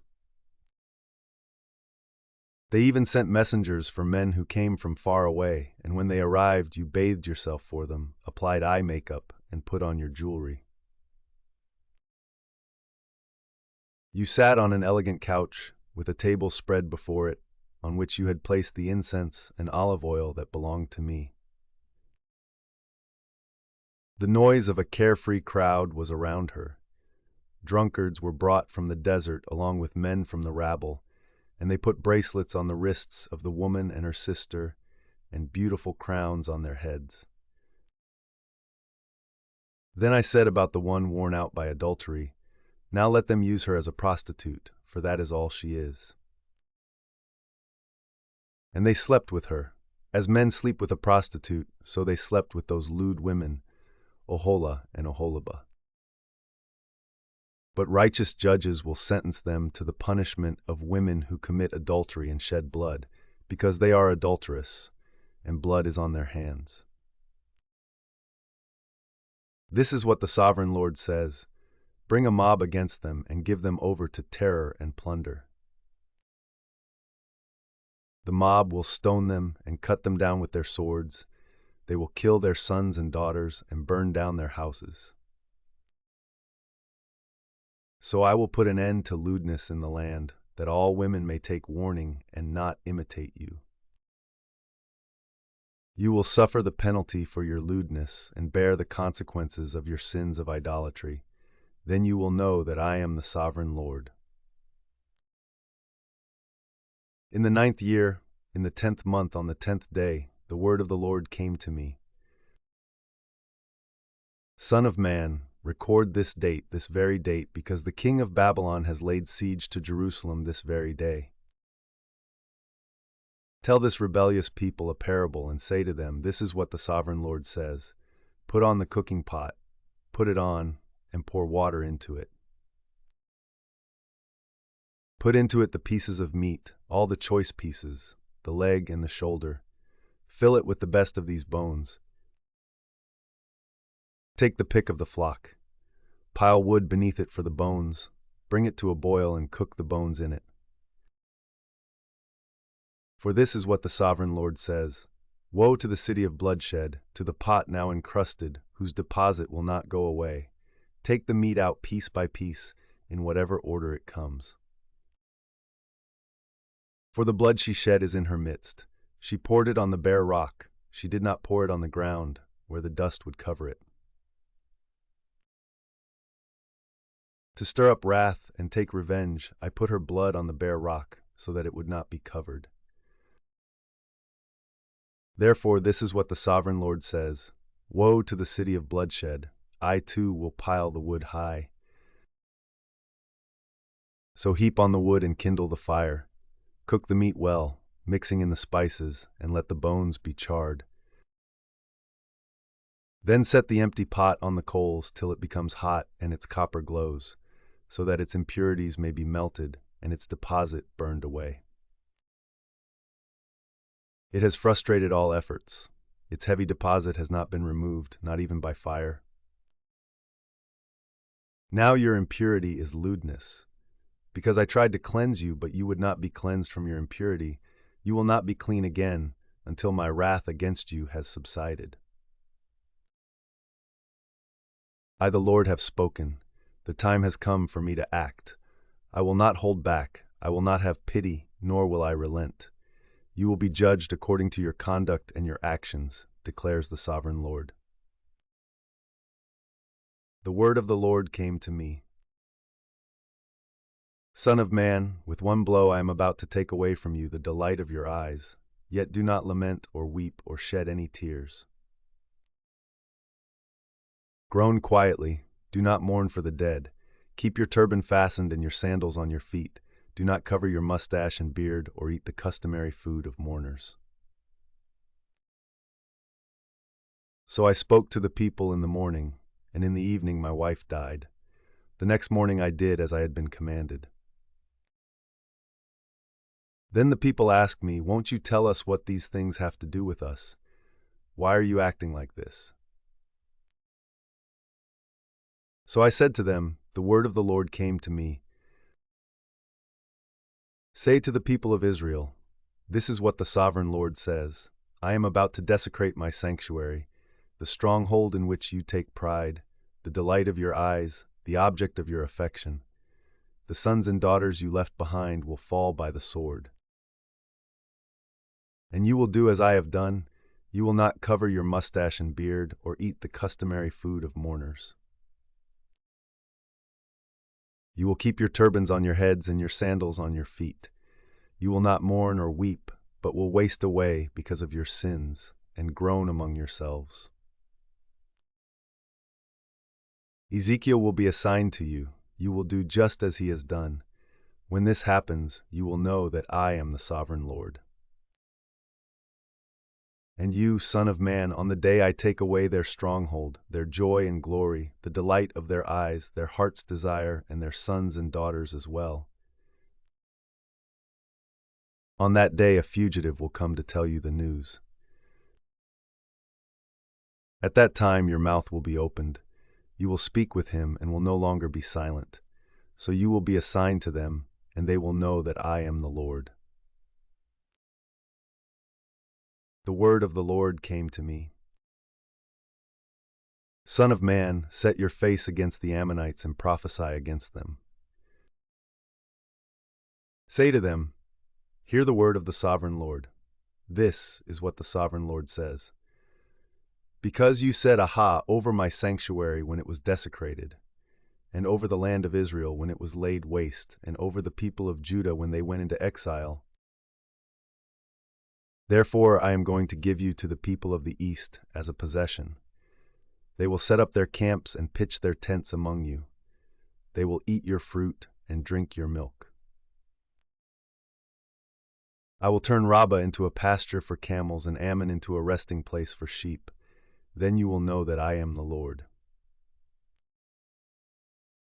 For this is what the sovereign Lord says. Because you have clapped your hands and stamped your feet, rejoicing with all the malice of your heart against the land of Israel, therefore I will stretch out my hand against you and give you as plunder to the nations. I will wipe you out from among the nations and exterminate you from the countries. I will destroy you, and you will know that I am the Lord. This is what the sovereign Lord says. Because Moab and Seir said, "Look, Judah has become like all the other nations." Therefore I will expose the flank of Moab, beginning at its frontier towns, Beth Jeshimoth, Baal Meon, and Kiriathaim, the glory of that land. I will give Moab along with the Ammonites to the people of the east as a possession, so that the Ammonites will not be remembered among the nations. And I will inflict punishment on Moab. Then they will know that I am the Lord. This is what the sovereign Lord says. Because Edom took revenge on Judah and became very guilty by doing so, therefore this is what the sovereign Lord says. I will stretch out my hand against Edom and kill both man and beast. I will lay it waste, and from Teman to Dedan they will fall by the sword. I will take vengeance on Edom by the hand of my people Israel, and they will deal with Edom in accordance with my anger and my wrath. They will know my vengeance, declares the sovereign Lord. This is what the sovereign Lord says. Because the Philistines acted in vengeance and took revenge with malice in their hearts, and with ancient hostility sought to destroy Judah, therefore this is what the sovereign Lord says. I am about to stretch out my hand against the Philistines, and I will wipe out the Kerethites and destroy those remaining along the coast. I will carry out great vengeance on them and punish them in my wrath. Then they will know that I am the Lord when I take vengeance on them. In the 11th month of the 12th year, on the first day of the month, the word of the Lord came to me. Son of man, because Tyre has said of Jerusalem, Aha, the gate to the nations is broken, and its doors have swung open to me. Now that she lies in ruins, I will prosper. Therefore, this is what the sovereign Lord says, I am against you, Tyre, and I will bring many nations against you, like the sea casting up its waves. They will destroy the walls of Tyre and pull down her towers. I will scrape away her rubble and make her a bare rock. Out in the sea she will become a place to spread fish nets. For I have spoken, declares the sovereign Lord. She will become plunder for the nations. And her settlements on the mainland will be ravaged by the sword. Then they will know that I am the Lord. For this is what the sovereign Lord says. From the north I am going to bring against Tyre Nebuchadnezzar, king of Babylon, king of kings, with horses and chariots, with horsemen and a great army. He will ravage your settlements on the mainland with the sword. He will set up siege works against you, build a ramp up to your walls, and raise his shields against you. He will direct the blows of his battering rams against your walls and demolish your towers with his weapons. His horses will be so many that they will cover you with dust. Your walls will tremble at the noise of the war horses, wagons, and chariots when he enters your gates, as men enter a city whose walls have been broken through. The hooves of his horses will trample all your streets. He will kill your people with the sword, and your strong pillars will fall to the ground. They will plunder your wealth and loot your merchandise. They will break down your walls and demolish your fine houses and throw your stones, timber, and rubble into the sea. I will put an end to your noisy songs, and the music of your harps will be heard no more. I will make you a bare rock, and you will become a place to spread fish nets. You will never be rebuilt, for I, the Lord, have spoken, declares the sovereign Lord. This is what the sovereign Lord says to Tyre. Will not the coastlands tremble at the sound of your fall, when the wounded groan and the slaughter takes place in you? Then all the princes of the coast will step down from their thrones and lay aside their robes and take off their embroidered garments. Clothed with terror, they will sit on the ground, trembling every moment, appalled at you. Then they will take up a lament concerning you and say to you, How you are destroyed, city of renown, peopled by men of the sea. You were a power on the seas, you and your citizens. You put your terror on all who lived there. Now the coastlands tremble on the day of your fall. The islands in the sea are terrified at your collapse. This is what the sovereign Lord says. When I make you a desolate city, like cities no longer inhabited, and when I bring the ocean depths over you and its vast waters cover you, then I will bring you down with those who go down to the pit, to the people of long ago. I will make you dwell in the earth below as in ancient ruins, with those who go down to the pit, and you will not return or take your place in the land of the living. I will bring you to a horrible end, and you will be no more. You will be sought, but you will never again be found, declares the sovereign Lord. The word of the Lord came to me. Son of man, take up a lament concerning Tyre. Say to Tyre, situated at the gateway to the sea, merchant of peoples on many coasts, this is what the sovereign Lord says. You say, Tyre, I am perfect in beauty. Your domain was on the high seas. Your builders brought your beauty to perfection. They made all your timbers of juniper from Sinai. They took a cedar from Lebanon to make a mast for you. Of oaks from Bashan they made your oars. Of cypress wood from the coasts of Cyprus they made your deck, adorned with ivory. Fine embroidered linen from Egypt was your sail and served as your banner. Your awnings were of blue and purple from the coasts of Elisha. Men of Sidon and Arvad were your oarsmen. Your skilled men, Tyre, were aboard as your sailors. Veteran craftsmen of Byblos were on board as shipwrights to caulk your seams. All the ships of the sea and their sailors came alongside to trade for your wares. Men of Persia, Lydia and Put served as soldiers in your army. They hung their shields and helmets on your walls, bringing you splendor. Men of Arvad and Helek guarded your walls on every side. Men of Gamad were in your towers. They hung their shields around your walls. They brought your beauty to perfection. Tarshish did business with you because of your great wealth of goods. They exchanged silver, iron, tin, and lead for your merchandise. Greece, Tubal, and Meshech did business with you. They traded human beings and articles of bronze for your wares.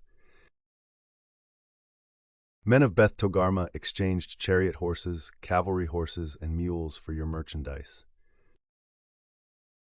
The men of Rhodes traded with you, and many coastlands were your customers. They paid you with ivory tusks and ebony. Aram did business with you because of your many products. They exchanged turquoise, purple fabric, embroidered work, fine linen, coral, and rubies for your merchandise. Judah and Israel traded with you. They exchanged wheat from Minnith and confections, honey, olive oil, and balm for your wares. Damascus did business with you because of your many products and great wealth of goods. They offered wine from Helbon, wool from Zahar,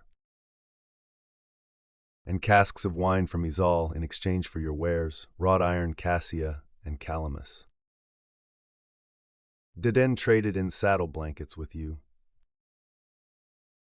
Arabia and all the princes of Kedar were your customers. They did business with you in lambs, rams, and goats. The merchants of Sheba and Ramah traded with you. For your merchandise they exchanged the finest of all kinds of spices and precious stones and gold. Haran, Cana, and Eden and merchants of Sheba, Ashur, and Kilmad traded with you. In your marketplace, they traded with you beautiful garments, blue fabric, embroidered work, and multicolored rugs with cords twisted and tightly knotted. The ships of Tarshish serve as carriers for your wares. You are filled with heavy cargo as you sail the sea.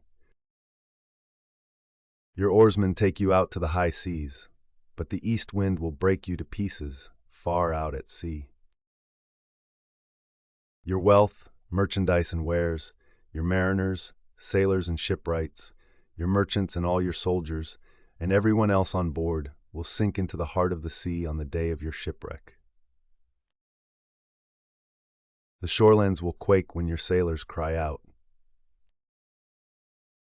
All who handle the oars will abandon their ships. The mariners and all the sailors will stand on the shore. They will raise their voice and cry bitterly over you. They will sprinkle dust on their heads and roll in ashes. They will shave their heads because of you and will put on sackcloth. They will weep over you with anguish of soul and with bitter mourning. As they wail and mourn over you, they will take up a lament concerning you. Who was ever silenced like Tyre, surrounded by the sea? When your merchandise went out on the seas, you satisfied many nations. With your great wealth and your wares, you enriched the kings of the earth. Now you are shattered by the sea in the depths of the waters. Your wares and all your company have gone down with you. All who live in the coastlands are appalled at you. Their kings shudder with horror, and their faces are distorted with fear. The merchants among the nations scoff at you. You have come to a horrible end and will be no more. The word of the Lord came to me. Son of man, say to the ruler of Tyre, this is what the sovereign Lord says. In the pride of your heart you say, I am a god. I sit on the throne of a god in the heart of the seas. But you are a mere mortal and not a god, though you think you are as wise as a god. Are you wiser than Daniel? Is no secret hidden from you? By your wisdom and understanding, you have gained wealth for yourself and amassed gold and silver in your treasuries. By your great skill in trading, you have increased your wealth, and because of your wealth, your heart has grown proud.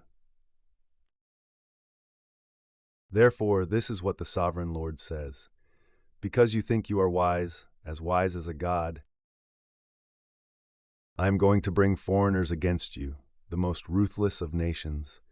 They will draw their swords against your beauty and wisdom and pierce your shining splendor. They will bring you down to the pit, and you will die a violent death in the heart of the seas. Will you then say, I am a god, in the presence of those who kill you? You will be but a mortal, not a god, in the hands of those who slay you. You will die the death of the uncircumcised at the hands of foreigners. I have spoken, declares the Sovereign Lord. The word of the Lord came to me. Son of man, take up a lament concerning the king of Tyre and say to him, This is what the Sovereign Lord says.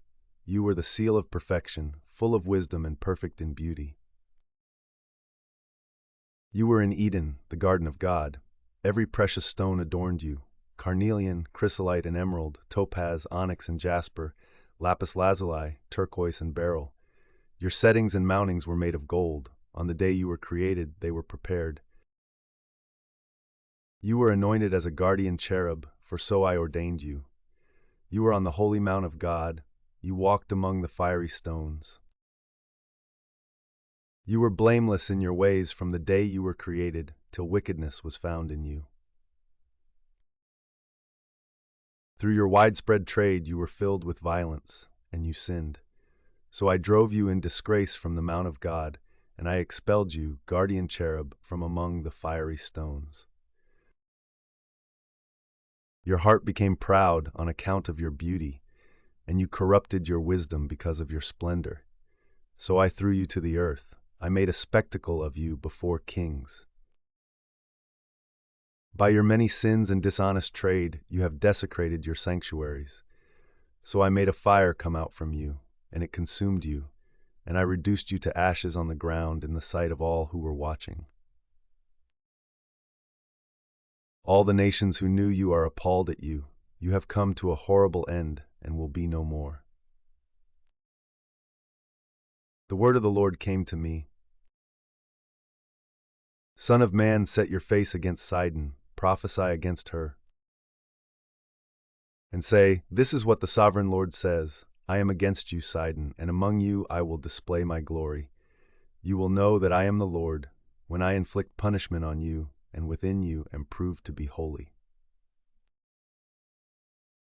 I will send a plague upon you and make blood flow in your streets. The slain will fall within you, with the sword against you on every side. Then you will know that I am the Lord. No longer will the people of Israel have malicious neighbors who are painful briars and sharp thorns. Then they will know that I am the Sovereign Lord. This is what the Sovereign Lord says. When I gather the people of Israel from the nations where they have been scattered, I will be proved holy through them in the sight of the nations. Then they will live in their own land, which I gave to my servant Jacob. They will live there in safety and will build houses and plant vineyards. They will live in safety when I inflict punishment on all their neighbors who maligned them. Then they will know that I am the Lord their God. In the 10th year, in the 10th month, on the 12th day, the word of the Lord came to me. Son of man, set your face against Pharaoh, king of Egypt, and prophesy against him and against all Egypt.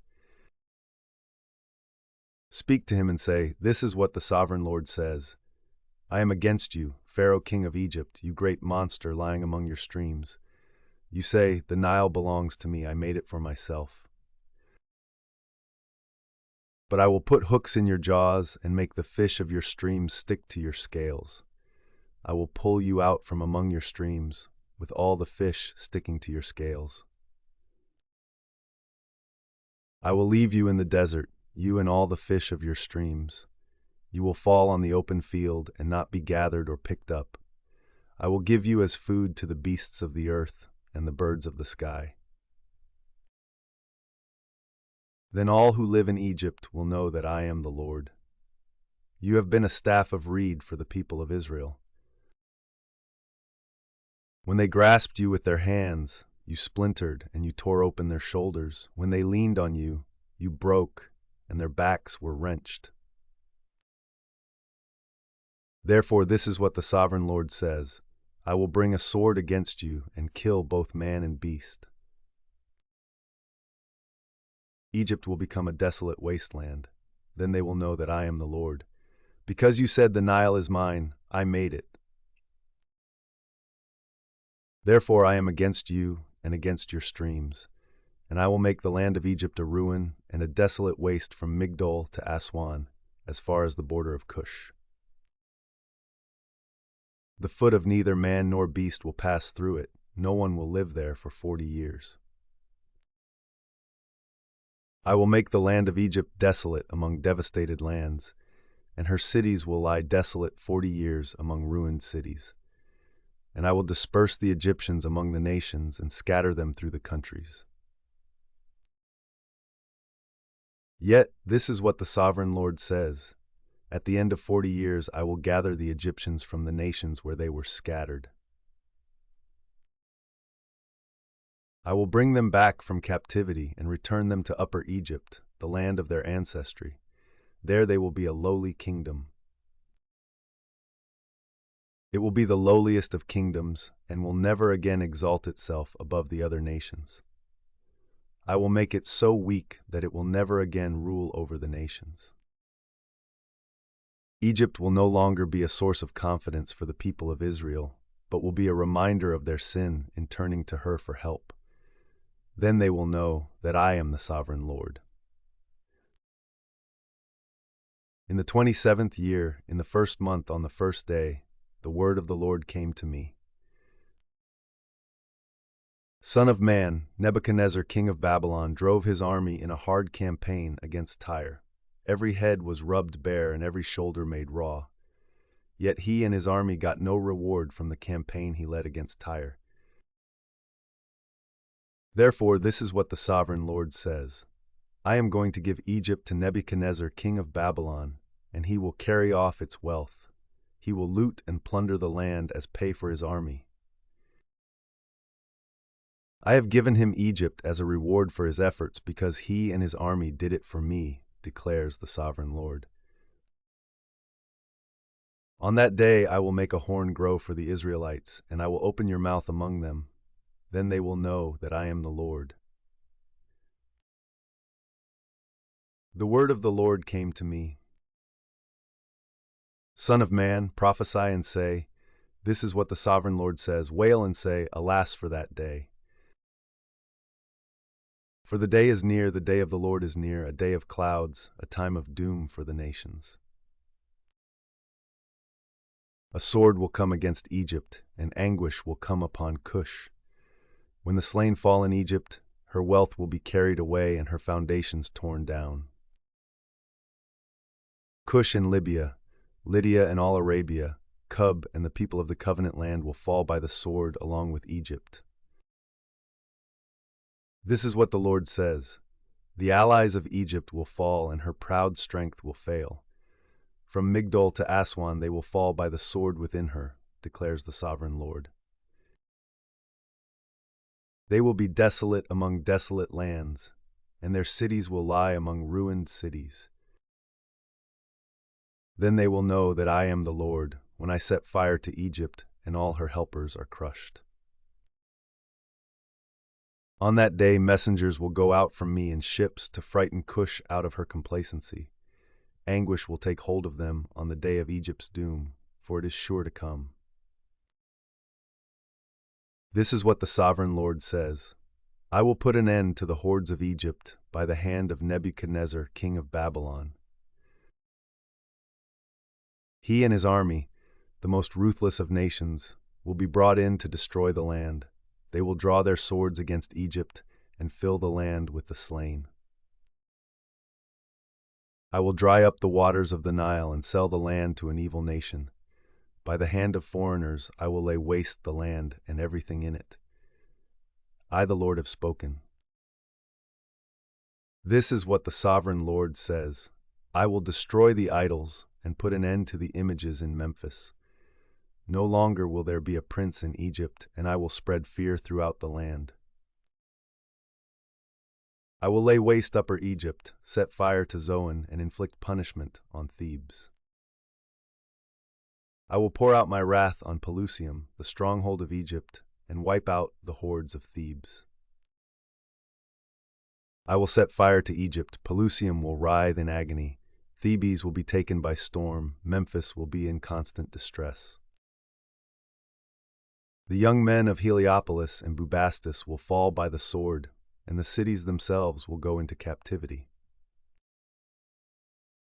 Dark will be the day at Tahpanhes when I break the yoke of Egypt. There her proud strength will come to an end. She will be covered with clouds, and her villages will go into captivity. So I will inflict punishment on Egypt, and they will know that I am the Lord.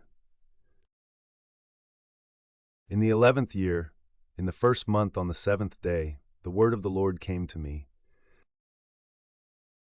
Son of man, I have broken the arm of Pharaoh, king of Egypt. It has not been bound up to be healed, or put in a splint so that it may become strong enough to hold a sword. Therefore this is what the sovereign Lord says. I am against Pharaoh, king of Egypt. I will break both his arms, the good arm as well as the broken one, and make the sword fall from his hand. I will disperse the Egyptians among the nations and scatter them through the countries. I will strengthen the arms of the king of Babylon and put my sword in his hand, but I will break the arms of Pharaoh, and he will groan before him like a mortally wounded man. I will strengthen the arms of the king of Babylon, but the arms of Pharaoh will fall limp. Then they will know that I am the Lord, when I put my sword into the hand of the king of Babylon and he brandishes it against Egypt. I will disperse the Egyptians among the nations and scatter them through the countries. Then they will know that I am the Lord.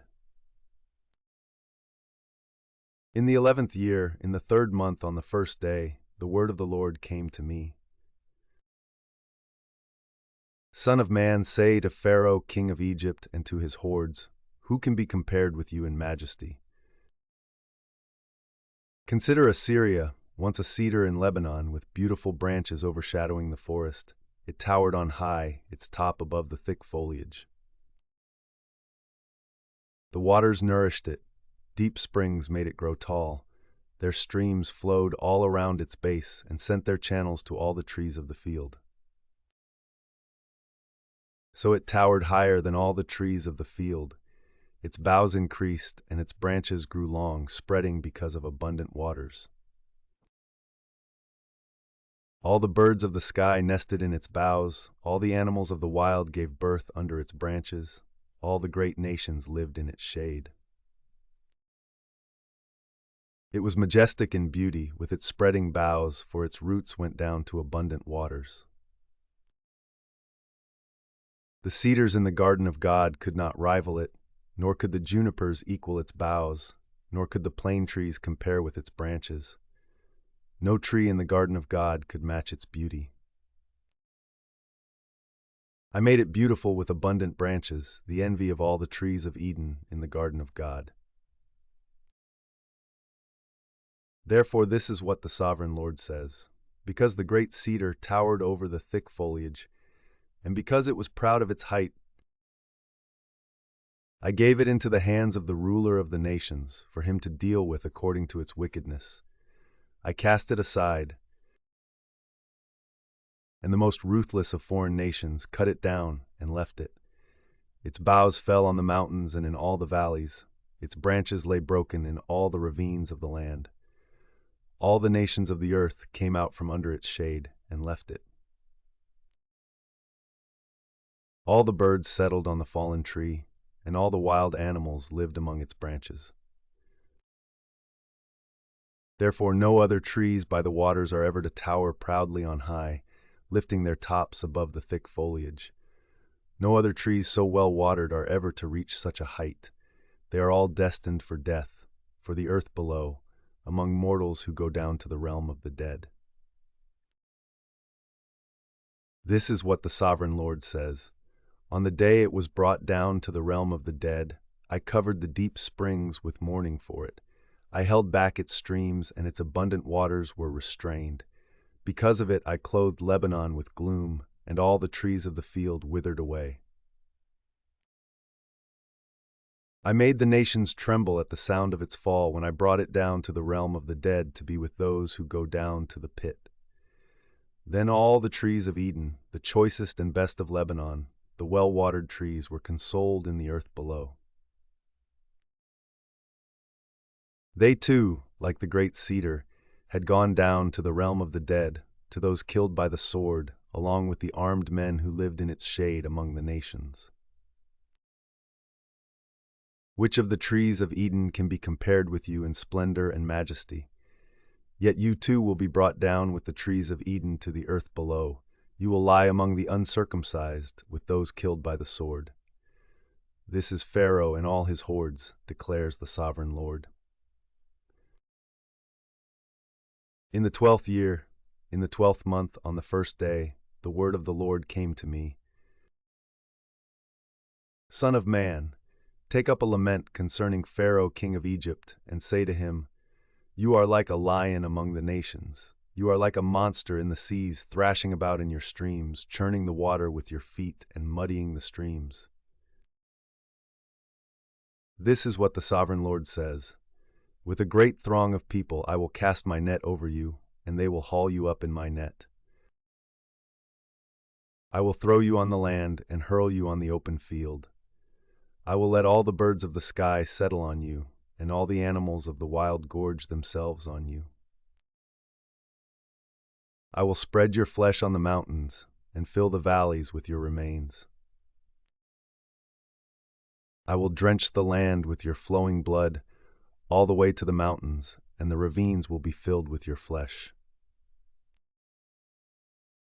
When I snuff you out, I will cover the heavens and darken their stars.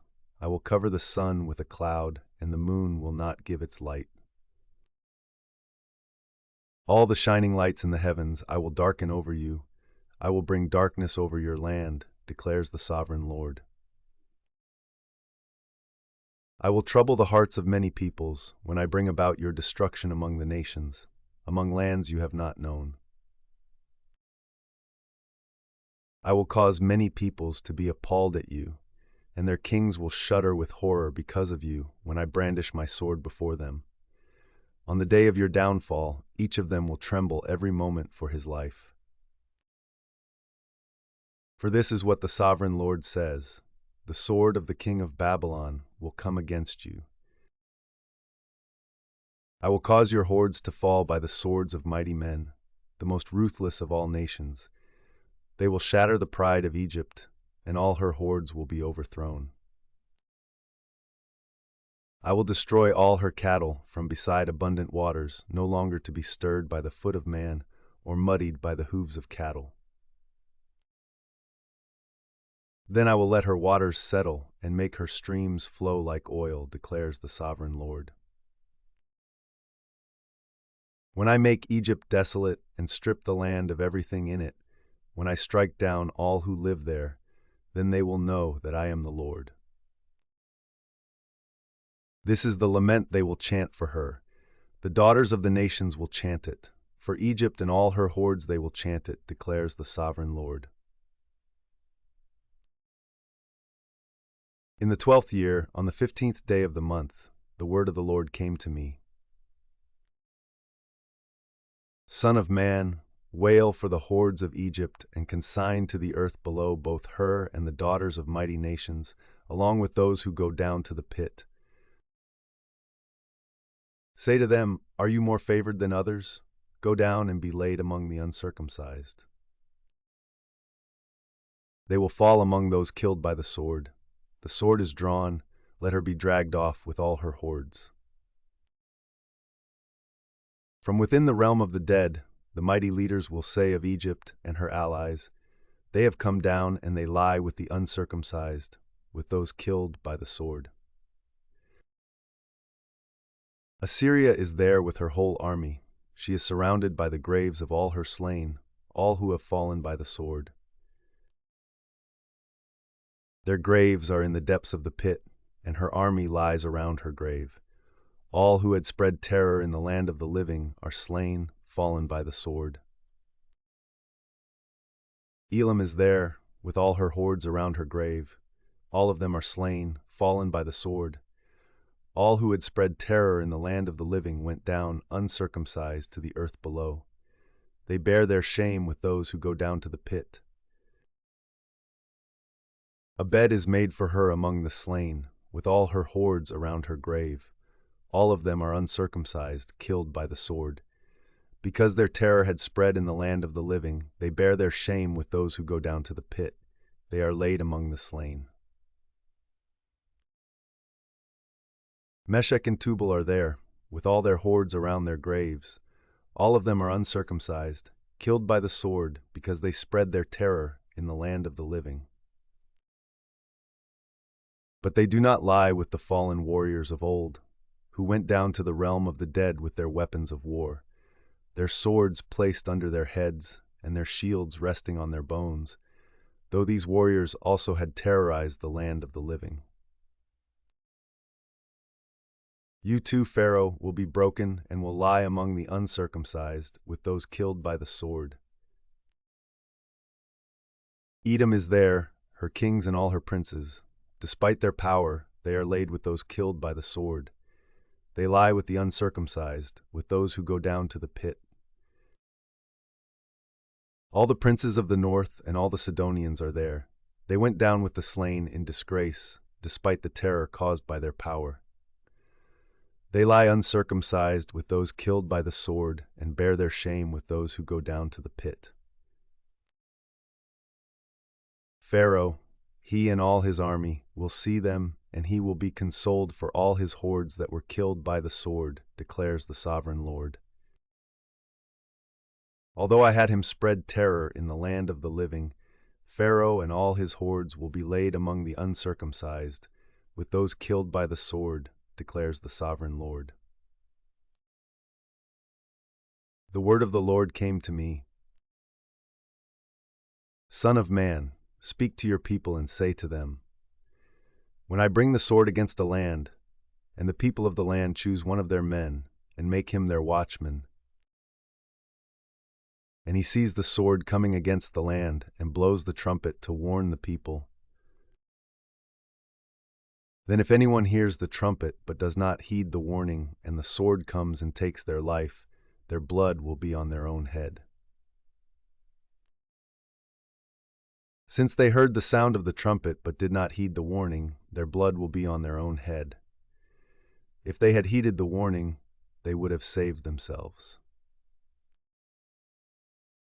But if the watchman sees the sword coming and does not blow the trumpet to warn the people, and the sword comes and takes someone's life, that person's life will be taken because of their sin. But I will hold the watchmen accountable for their blood. Son of man, I have made you a watchman for the people of Israel. So hear the word I speak and give them warning from me. When I say to the wicked, you wicked person, you will surely die, and you do not speak out to dissuade them from their ways, that wicked person will die for their sin, and I will hold you accountable for their blood. But if you do warn the wicked person to turn from their ways and they do not do so, they will die for their sin, though you yourself will be saved. Son of man, say to the Israelites, this is what you are saying, our offenses and sins weigh us down, and we are wasting away because of them. How then can we live? Say to them, as surely as I live, declares the sovereign Lord, I take no pleasure in the death of the wicked, but rather that they turn from their ways and live. Turn, turn from your evil ways. Why will you die, people of Israel? Therefore, Son of Man, say to your people, if someone who is righteous disobeys, that person's former righteousness will count for nothing. And if someone who is wicked repents, that person's former wickedness will not bring condemnation. The righteous person who sins will not be allowed to live even though they were formerly righteous. If I tell a righteous person that they will surely live, but then they trust in their righteousness and do evil, none of the righteous things that person has done will be remembered. They will die for the evil they have done.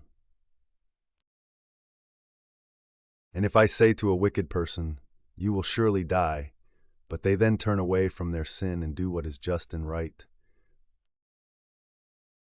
if they give back what they took in, pledge for a loan, return what they have stolen, follow the decrees that give life, and do no evil, that person will surely live. They will not die. None of the sins that person has committed will be remembered against them. They have done what is just and right. They will surely live. Yet your people say, the way of the Lord is not just, but it is their way that is not just. If a righteous person turns from their righteousness and does evil, they will die for it. And if a wicked person turns away from their wickedness and does what is just and right, they will live by doing so. Yet you Israelites say, the way of the Lord is not just, but I will judge each of you according to your own ways. In the 12th year of our exile, in the 10th month on the 5th day, a man who had escaped from Jerusalem came to me and said, the city has fallen. Now the evening before the man arrived, the hand of the Lord was on me, and he opened my mouth before the man came to me in the morning. So my mouth was opened, and I was no longer silent. Then the word of the Lord came to me. Son of man, the people living in those ruins in the land of Israel are saying, Abraham was only one man, yet he possessed the land. But we are many. Surely the land has been given to us as our possession. Therefore say to them, this is what the sovereign Lord says. Since you eat meat with the blood still in it and look to your idols and shed blood, should you then possess the land? You rely on your sword, you do detestable things, and each of you defiles his neighbor's wife. Should you then possess the land? Say this to them, this is what the sovereign Lord says. As surely as I live, those who are left in the ruins will fall by the sword. Those out in the country I will give to the wild animals to be devoured, and those in strongholds and caves will die of a plague. I will make the land a desolate waste, and her proud strength will come to an end, and the mountains of Israel will become desolate, so that no one will cross them. Then they will know that I am the Lord, when I have made the land a desolate waste because of all the detestable things they have done. As for you, Son of Man, your people are talking together about you by the walls and at the doors of the houses, saying to each other, come and hear the message that has come from the Lord. My people come to you as they usually do, and sit before you to hear your words, but they do not put them into practice. Their mouths speak of love, but their hearts are greedy for unjust gain.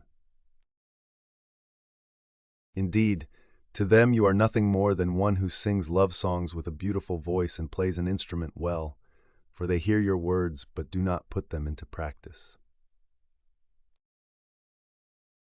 When all this comes true, and it surely will, then they will know that a prophet has been among them. The word of the Lord came to me. Son of man, prophesy against the shepherds of Israel. Prophesy and say to them, this is what the sovereign Lord says. Woe to you, shepherds of Israel, who only take care of yourselves. Should not shepherds take care of the flock? You eat the curds, clothe yourselves with the wool, and slaughter the choice animals. but you do not take care of the flock. You have not strengthened the weak, or healed the sick, or bound up the injured. You have not brought back the strays, or searched for the lost. You have ruled them harshly and brutally. So they were scattered because there was no shepherd, and when they were scattered they became food for all the wild animals. My sheep wandered over all the mountains, and on every high hill. They were scattered over the whole earth, and no one searched or looked for them. Therefore, you shepherds, hear the word of the Lord. As surely as I live, declares the sovereign Lord, because my flock lacks a shepherd, and so has been plundered and has become food for all the wild animals, and because my shepherds did not search for my flock, but cared for themselves rather than for my flock. Therefore, you shepherds, hear the word of the Lord. This is what the sovereign Lord says. I am against the shepherds and will hold them accountable for my flock. I will remove them from tending the flock so that the shepherds can no longer feed themselves. I will rescue my flock from their mouths, and it will no longer be food for them. For this is what the sovereign Lord says. I myself will search for my sheep and look after them. As a shepherd looks after his scattered flock when he is with them, so will I look after my sheep. I will rescue them from all the places where they were scattered on a day of clouds and darkness. I will bring them out from the nations and gather them from the countries, and I will bring them into their own land. I will pasture them on the mountains of Israel, in the ravines, and in all the settlements in the land. I will tend them in a good pasture, and the mountain heights of Israel will be their grazing land. There they will lie down in good grazing land, and there they will feed in a rich pasture on the mountains of Israel. I myself will tend my sheep and have them lie down, declares the sovereign Lord. I will search for the lost and bring back the strays. I will bind up the injured and strengthen the weak, but the sleek and the strong I will destroy. I will shepherd the flock with justice. As for you, my flock, this is what the sovereign Lord says. I will judge between one sheep and another, and between rams and goats. Is it not enough for you to feed on the good pasture? Must you also trample the rest of your pasture with your feet? Is it not enough for you to drink clear water? Must you also muddy the rest with your feet? Must my flock feed on what you have trampled, and drink what you have muddied with your feet? Therefore this is what the sovereign Lord says to them. See, I myself will judge between the fat sheep and the lean sheep. Because you shove with flank and shoulder, butting all the weak sheep with your horns until you have driven them away, I will save my flock and they will no longer be plundered. I will judge between one sheep and another. I will place over them one shepherd, my servant David, and he will tend them. He will tend them and be their shepherd. I, the Lord, will be their God, and my servant David will be prince among them. I, the Lord, have spoken. I will make a covenant of peace with them, and rid the land of savage beasts, so that they may live in the wilderness and sleep in the forests in safety. I will make them and the places surrounding my hill a blessing. I will send down showers in season. There will be showers of blessing.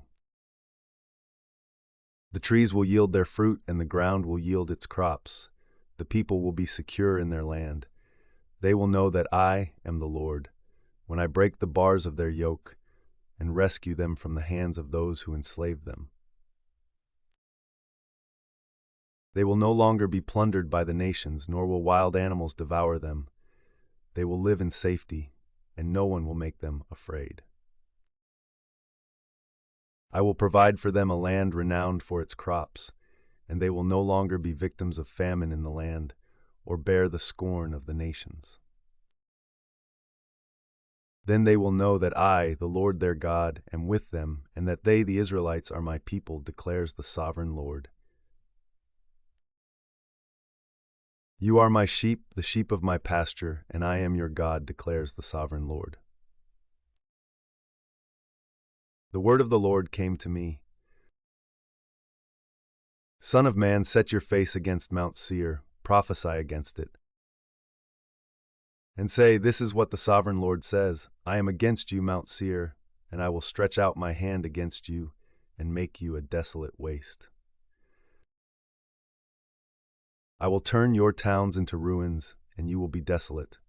Then you will know that I am the Lord.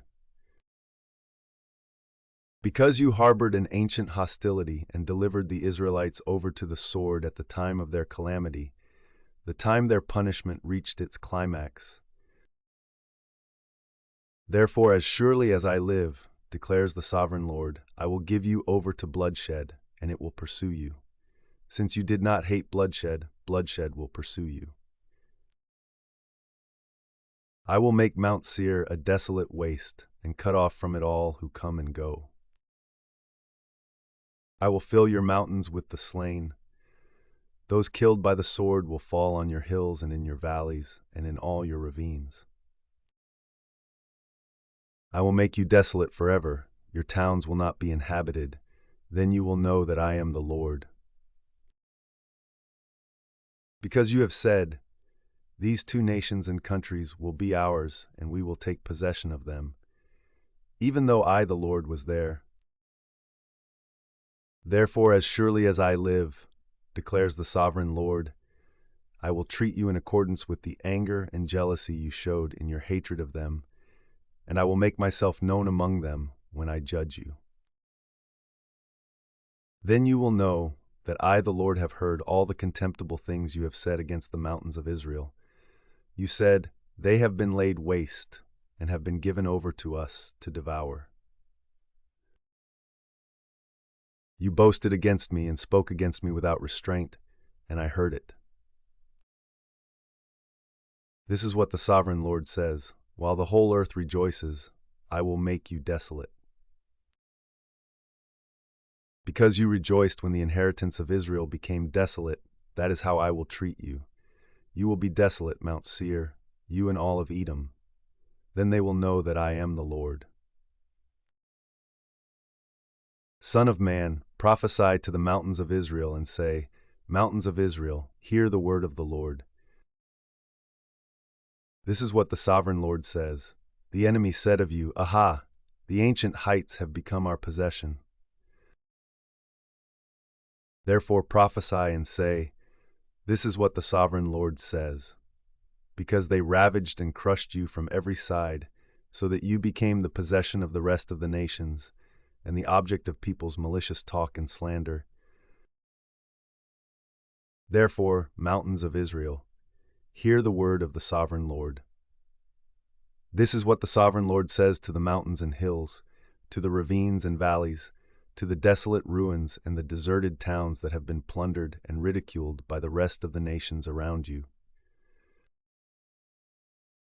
This is what the sovereign Lord says.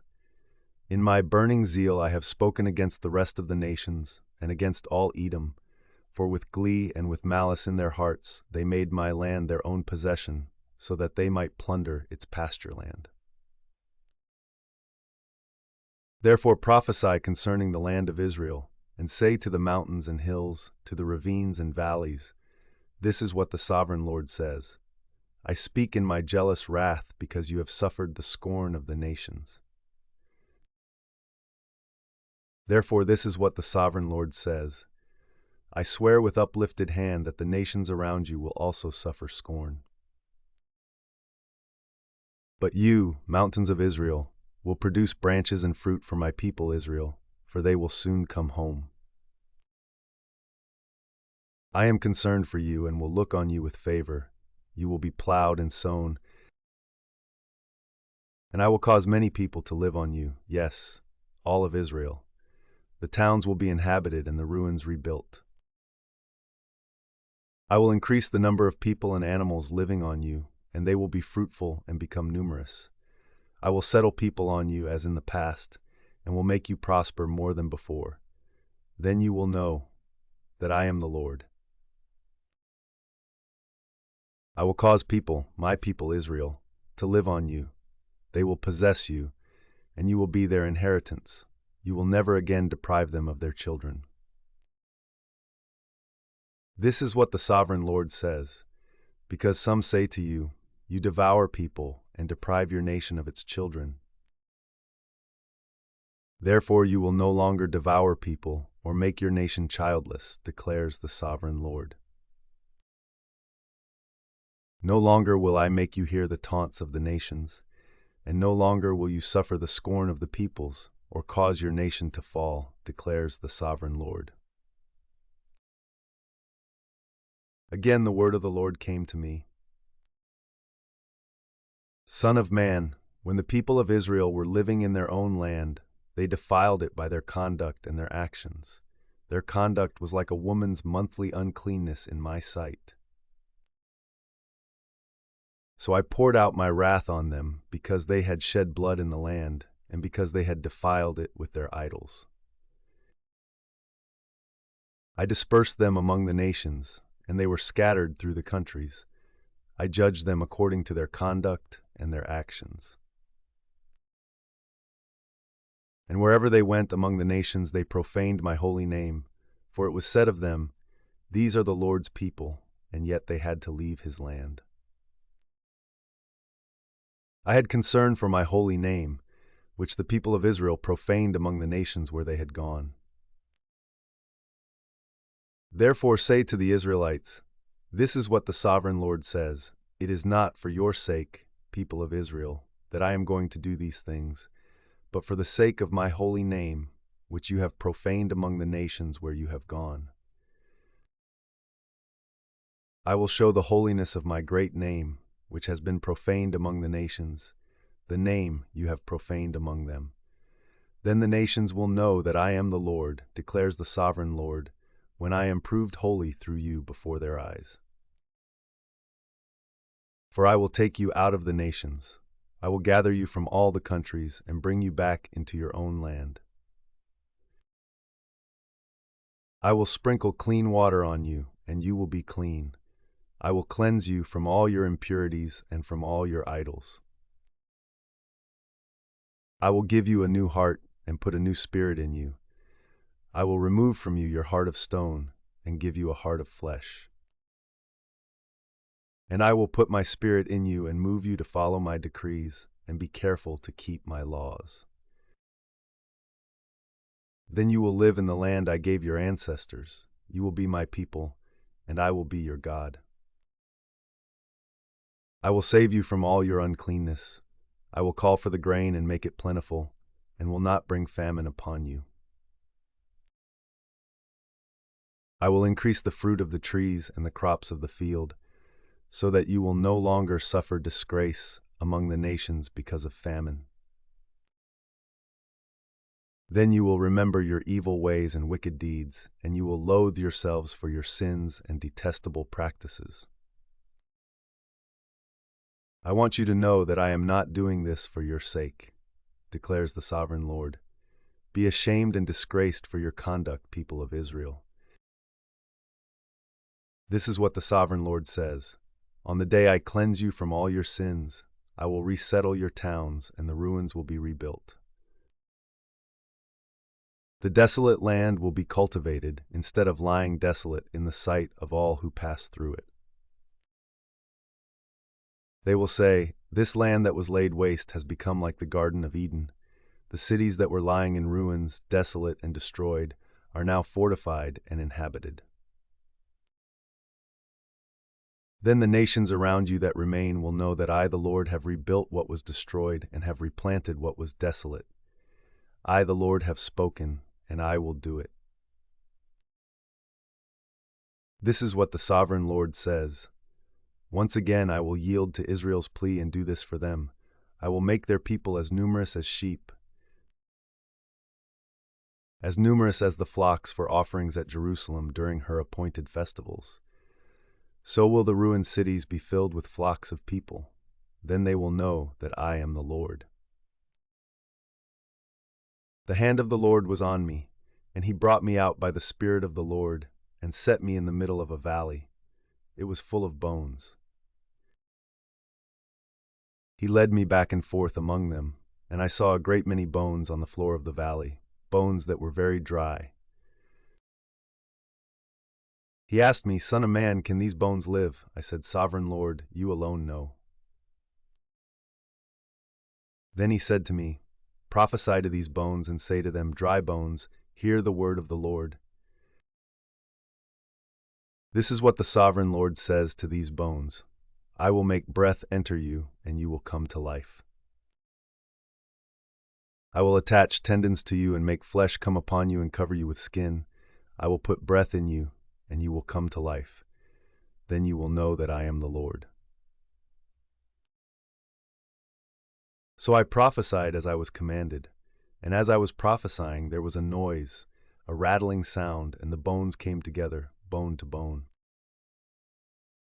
I looked, and tendons and flesh appeared on them, and skin covered them, but there was no breath in them. Then he said to me, "Prophesy to the breath, prophesy, Son of man, and say to it, this is what the Sovereign Lord says. Come, breathe from the four winds, and breathe into these slain that they may live." So I prophesied as he commanded me, and breath entered them. They came to life and stood up on their feet, a vast army. Then he said to me, "Son of man, these bones are the people of Israel. They say, our bones are dried up and our hope is gone. We are cut off. Therefore prophesy and say to them, this is what the Sovereign Lord says. My people, I am going to open your graves and bring you up from them. I will bring you back to the land of Israel. Then you, my people, will know that I am the Lord when I open your graves and bring you up from them. I will put my spirit in you and you will live, and I will settle you in your own land. Then you will know that I, the Lord, have spoken, and I have done it, declares the Lord. The word of the Lord came to me. Son of man, take a stick of wood and write on it, belonging to Judah and the Israelites associated with him. Then take another stick of wood and write on it, belonging to Joseph, that is, to Ephraim, and all the Israelites associated with him. Join them together into one stick, so that they will become one in your hand. When your people ask you, won't you tell us what you mean by this? Say to them, this is what the Sovereign Lord says. I am going to take the stick of Joseph, which is in Ephraim's hand, and of the Israelite tribes associated with him, and join it to Judah's stick. I will make them into a single stick of wood, and they will become one in my hand. Hold before their eyes the sticks you have written on, and say to them, this is what the Sovereign Lord says. I will take the Israelites out of the nations where they have gone. I will gather them from all around, and bring them back into their own land. I will make them one nation in the land on the mountains of Israel. There will be one king over all of them, and they will never again be two nations or be divided into two kingdoms.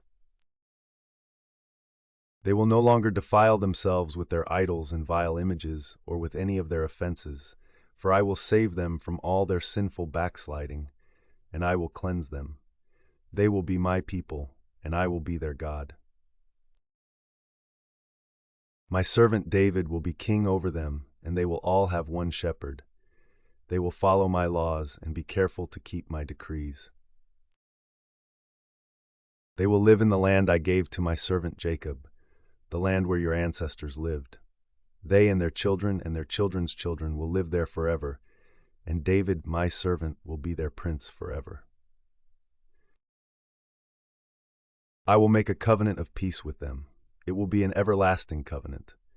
I will establish them and increase their numbers, and I will put my sanctuary among them forever. My dwelling place will be with them. I will be their God, and they will be my people. Then the nations will know that I, the Lord, make Israel holy when my sanctuary is among them forever. The word of the Lord came to me. Son of man, set your face against Gog of the land of Magog, the chief prince of Meshech and Tubal. Prophesy against him and say, This is what the sovereign Lord says. I am against you, Gog, chief prince of Meshech and Tubal.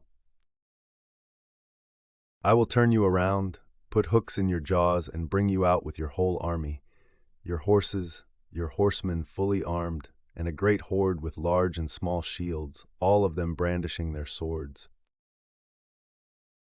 Persia, Cush, and Put will be with them, all with shields and helmets. Also Gomer with all its troops, and Beth Togarmah from the far north with all its troops, the many nations with you. Get ready, be prepared, you and all the hordes gathered about you, and take command of them. After many days you will be called to arms. In future years you will invade a land that has recovered from war, whose people were gathered from many nations to the mountains of Israel, which had long been desolate. They had been brought out from the nations, and now all of them live in safety. You and all your troops and the many nations with you will go up, advancing like a storm. You will be like a cloud covering the land. This is what the sovereign Lord says. On that day thoughts will come into your mind, and you will devise an evil scheme. You will say, I will invade a land of unwalled villages. I will attack a peaceful and unsuspecting people, all of them living without walls and without gates and bars. I will plunder and loot, and turn my hand against the resettled ruins and the people gathered from the nations, rich in livestock and goods, living at the center of the land. Sheba and Dedan and the merchants of Tarshish and all her villages will say to you, Have you come to plunder? Have you gathered your hordes to loot, to carry off silver and gold, to take away livestock and goods, and to seize much plunder? Therefore, Son of Man, prophesy and say to Gog, This is what the sovereign Lord says. In that day, when my people Israel are living in safety, will you not take notice of it? You will come from your place in the far north, you and many nations with you, all of them riding on horses, a great horde, a mighty army. You will advance against my people Israel like a cloud that covers the land. In days to come, Gog, I will bring you against my land, so that the nations may know me when I am proved holy through you before their eyes. This is what the sovereign Lord says. You are the one I spoke of in former days by my servants the prophets of Israel. At that time they prophesied for years that I would bring you against them. This is what will happen in that day. When Gog attacks the land of Israel, my hot anger will be aroused, declares the sovereign Lord.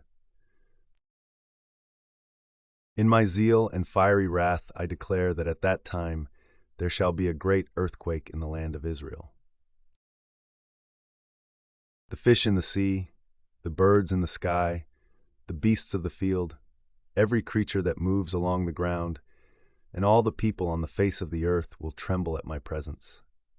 The mountains will be overturned, the cliffs will crumble, and every wall will fall to the ground. I will summon a sword against Gog on all my mountains, declares the sovereign Lord. Every man's sword will be against his brother. I will execute judgment on him with plague and bloodshed. I will pour down torrents of rain, hailstones and burning sulfur on him, and on his troops, and on the many nations with him. And so I will show my greatness and my holiness, and I will make myself known in the sight of many nations. Then they will know that I am the Lord. Son of man, prophesy against Gog and say, This is what the sovereign Lord says. I am against you, Gog, chief prince of Meshech and Tubal. I will turn you around and drag you along. I will bring you from the far north and send you against the mountains of Israel. Then I will strike your bow from your left hand and make your arrows drop from your right hand. On the mountains of Israel you will fall, you and all your troops and the nations with you. I will give you as food to all kinds of carrion birds and to the wild animals. You will fall in the open field, for I have spoken, declares the sovereign Lord. I will send fire on Magog and on those who live in safety in the coastlands, and they will know that I am the Lord. I will make known my holy name among my people Israel. I will no longer let my holy name be profaned, and the nations will know that I, the Lord, am the Holy One in Israel. It is coming. It will surely take place, declares the sovereign Lord. This is the day I have spoken of. Then those who live in the towns of Israel will go out and use the weapons for fuel and burn them up, the small and large shields, the bows and arrows, the war clubs and spears. For 7 years they will use them for fuel. They will not need to gather wood from the fields or cut it from the forests, because they will use the weapons for fuel. And they will plunder those who plundered them and loot those who looted them, declares the sovereign Lord. On that day I will give Gog a burial place in Israel, in the valley of those who travel east of the sea. It will block the way of travelers, because Gog and all his hordes will be buried there. So it will be called the Valley of Haman Gog. For 7 months the Israelites will be burying them in order to cleanse the land. All the people of the land will bury them, and the day I display my glory will be a memorable day for them, declares the sovereign Lord. People will be continually employed in cleansing the land. They will spread out across the land, and along with others, they will bury any bodies that are lying on the ground. After the 7 months, they will carry out a more detailed search. As they go through the land, anyone who sees a human bone will leave a marker beside it until the gravediggers bury it in the valley of Haman Gog, near a town called Hamana, and so they will cleanse the land. Son of man, this is what the sovereign Lord says. Call out to every kind of bird and all the wild animals. Assemble and come together from all around to the sacrifice I am preparing for you, the great sacrifice on the mountains of Israel.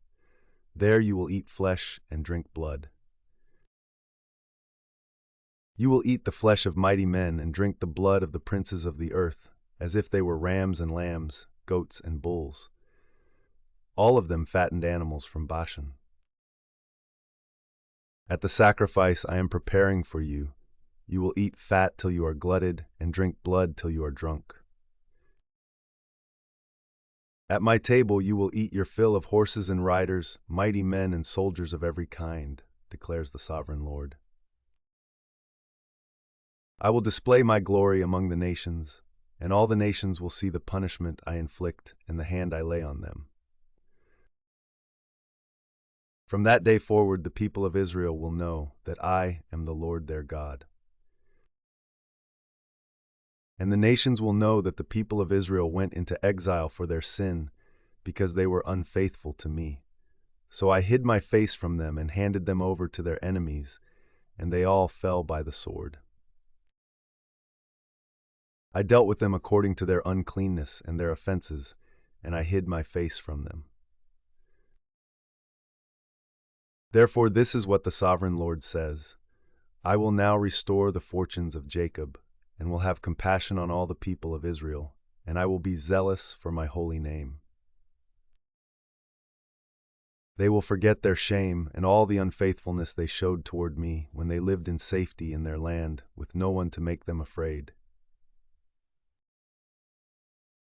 When I have brought them back from the nations, and have gathered them from the countries of their enemies, I will be proved holy through them in the sight of many nations. Then they will know that I am the Lord their God, for though I sent them into exile among the nations, I will gather them to their own land, not leaving any behind. I will no longer hide my face from them, for I will pour out my spirit on the people of Israel, declares the sovereign Lord.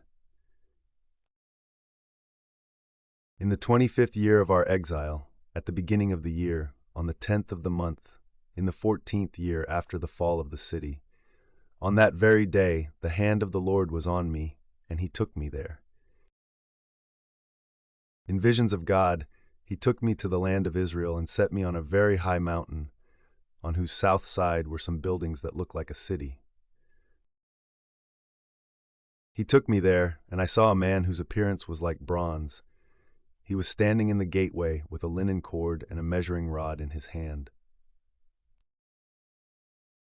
The man said to me, "Son of man, look carefully and listen closely, and pay attention to everything I am going to show you, for that is why you have been brought here. Tell the people of Israel everything you see." I saw a wall completely surrounding the temple area. The length of the measuring rod in the man's hand was 6 long cubits, each of which was a cubit and a handbreadth. He measured the wall. It was 1 measuring rod thick and 1 rod high. Then he went to the east gate. He climbed its steps and measured the threshold of the gate. It was 1 rod deep. The alcoves for the guards were 1 rod long and 1 rod wide, and the projecting walls between the alcoves were 5 cubits thick. And the threshold of the gate next to the portico facing the temple was 1 rod deep.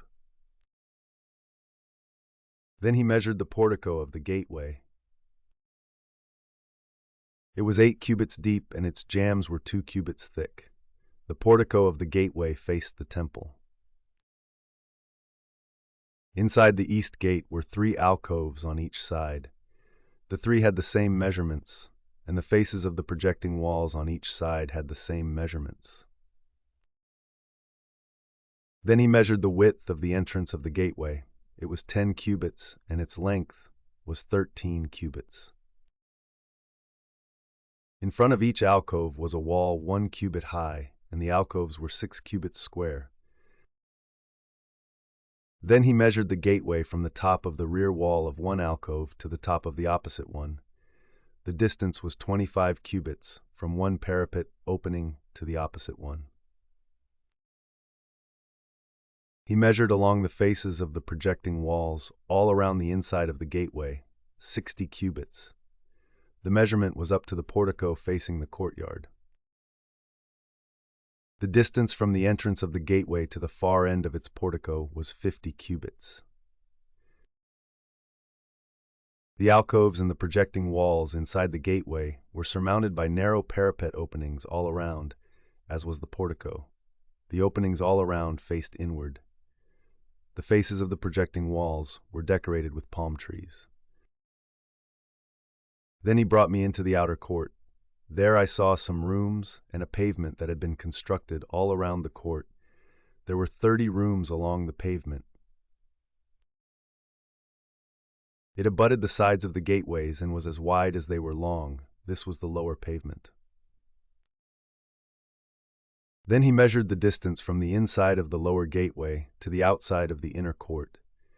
It was 100 cubits on the east side as well as on the north. Then he measured the length and width of the north gate, leading into the outer court.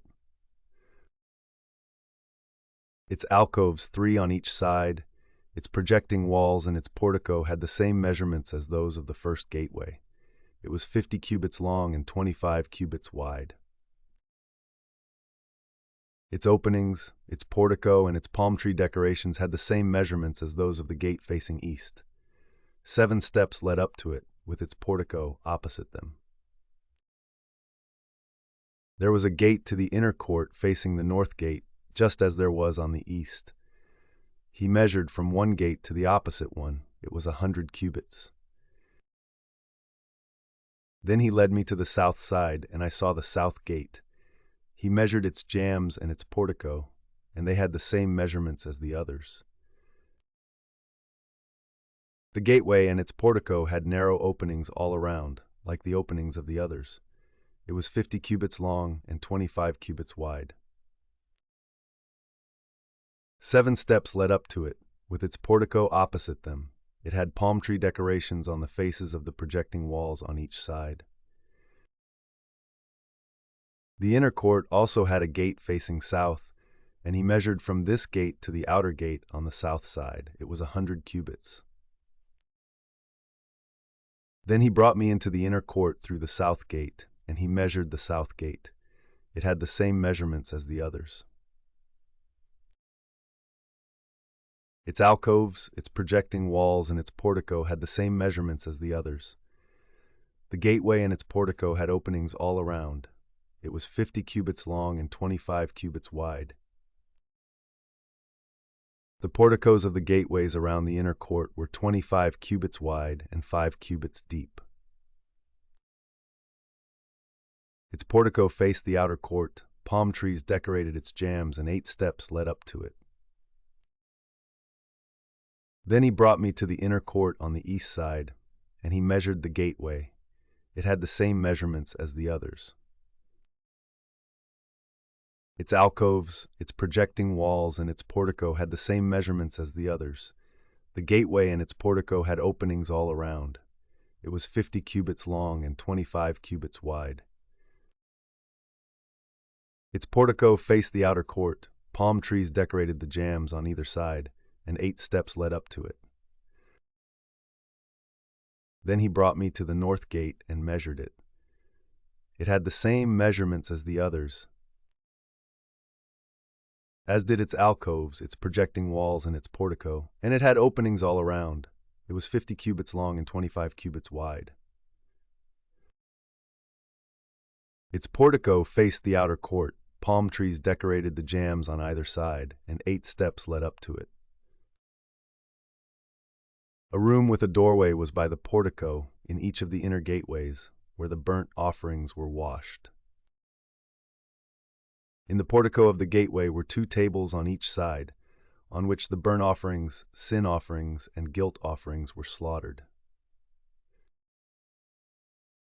By the outside wall of the portico of the gateway, near the steps at the entrance of the north gateway, were 2 tables, and on the other side of the steps were 2 tables.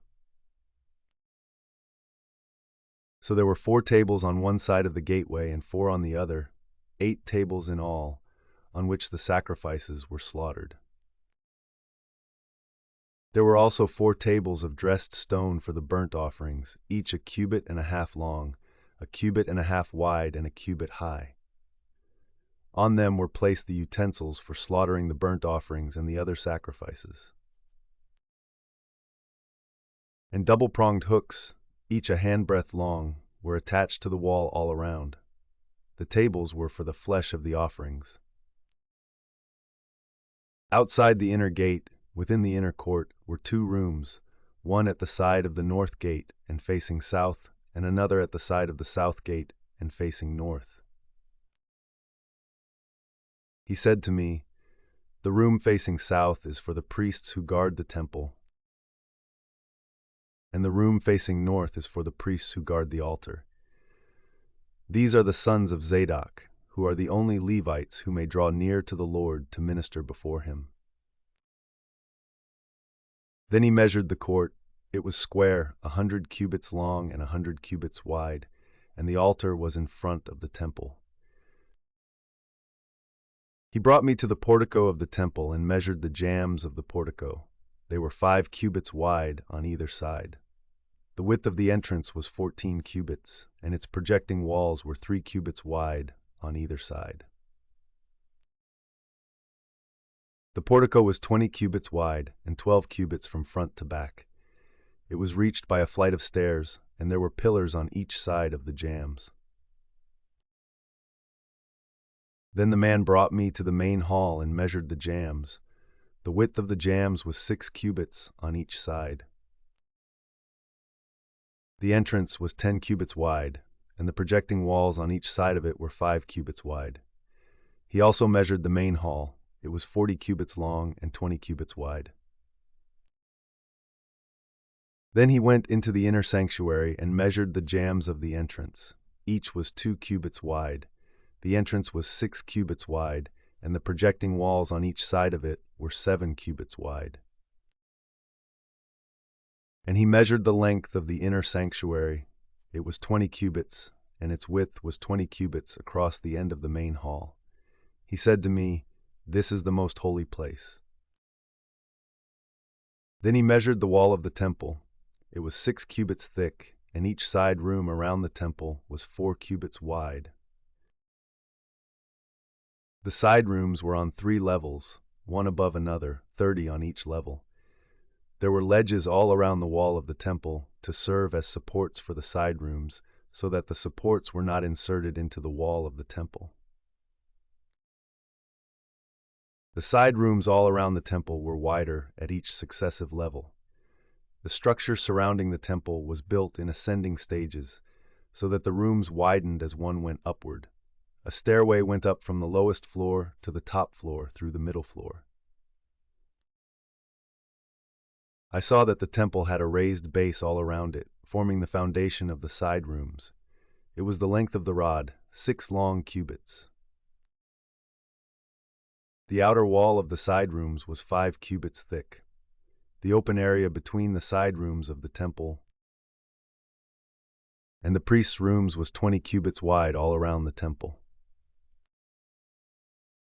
There were entrances to the side rooms from the open area, one on the north and another on the south, and the base adjoining the open area was 5 cubits wide all around. The building facing the temple courtyard on the west side was 70 cubits wide. The wall of the building was 5 cubits thick all around, and its length was 90 cubits. Then he measured the temple. It was 100 cubits long, and the temple courtyard and the building with its walls were also 100 cubits long. The width of the temple courtyard on the east, including the front of the temple, was 100 cubits. Then he measured the length of the building facing the courtyard at the rear of the temple, including its galleries on each side. It was 100 cubits.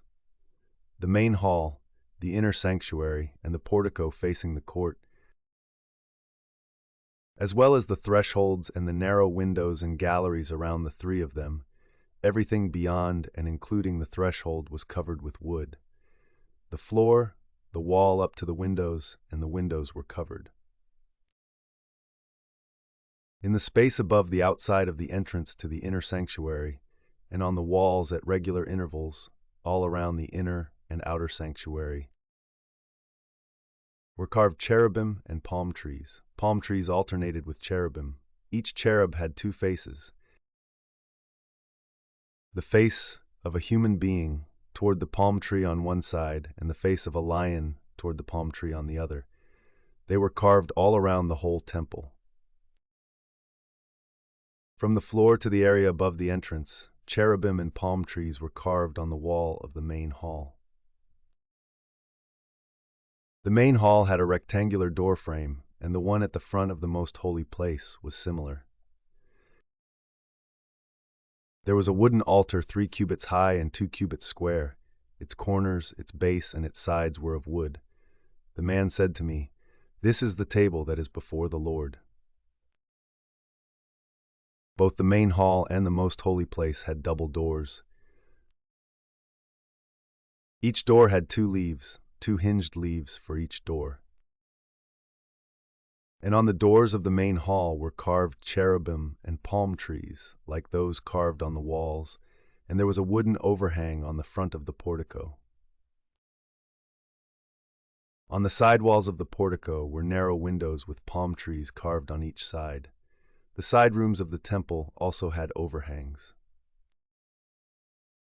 Then the man led me northward into the outer court and brought me to the rooms opposite the temple courtyard and opposite the outer wall on the north side. The building whose door faced north was 100 cubits long and 50 cubits wide. Both in the section 20 cubits from the inner court and in the section opposite the pavement of the outer court. Gallery faced gallery at the 3 levels. In front of the rooms was an inner passageway 10 cubits wide and 100 cubits long. Their doors were on the north. Now the upper rooms were narrower, for the galleries took more space from them than from the rooms on the lower and middle floors of the building. The rooms on the top floor had no pillars, as the courts had, so they were smaller in floor space than those on the lower and middle floors. There was an outer wall parallel to the rooms and the outer court. It extended in front of the rooms for 50 cubits. While the row of rooms on the side next to the outer court was 50 cubits long, the row on the side nearest the sanctuary was 100 cubits long.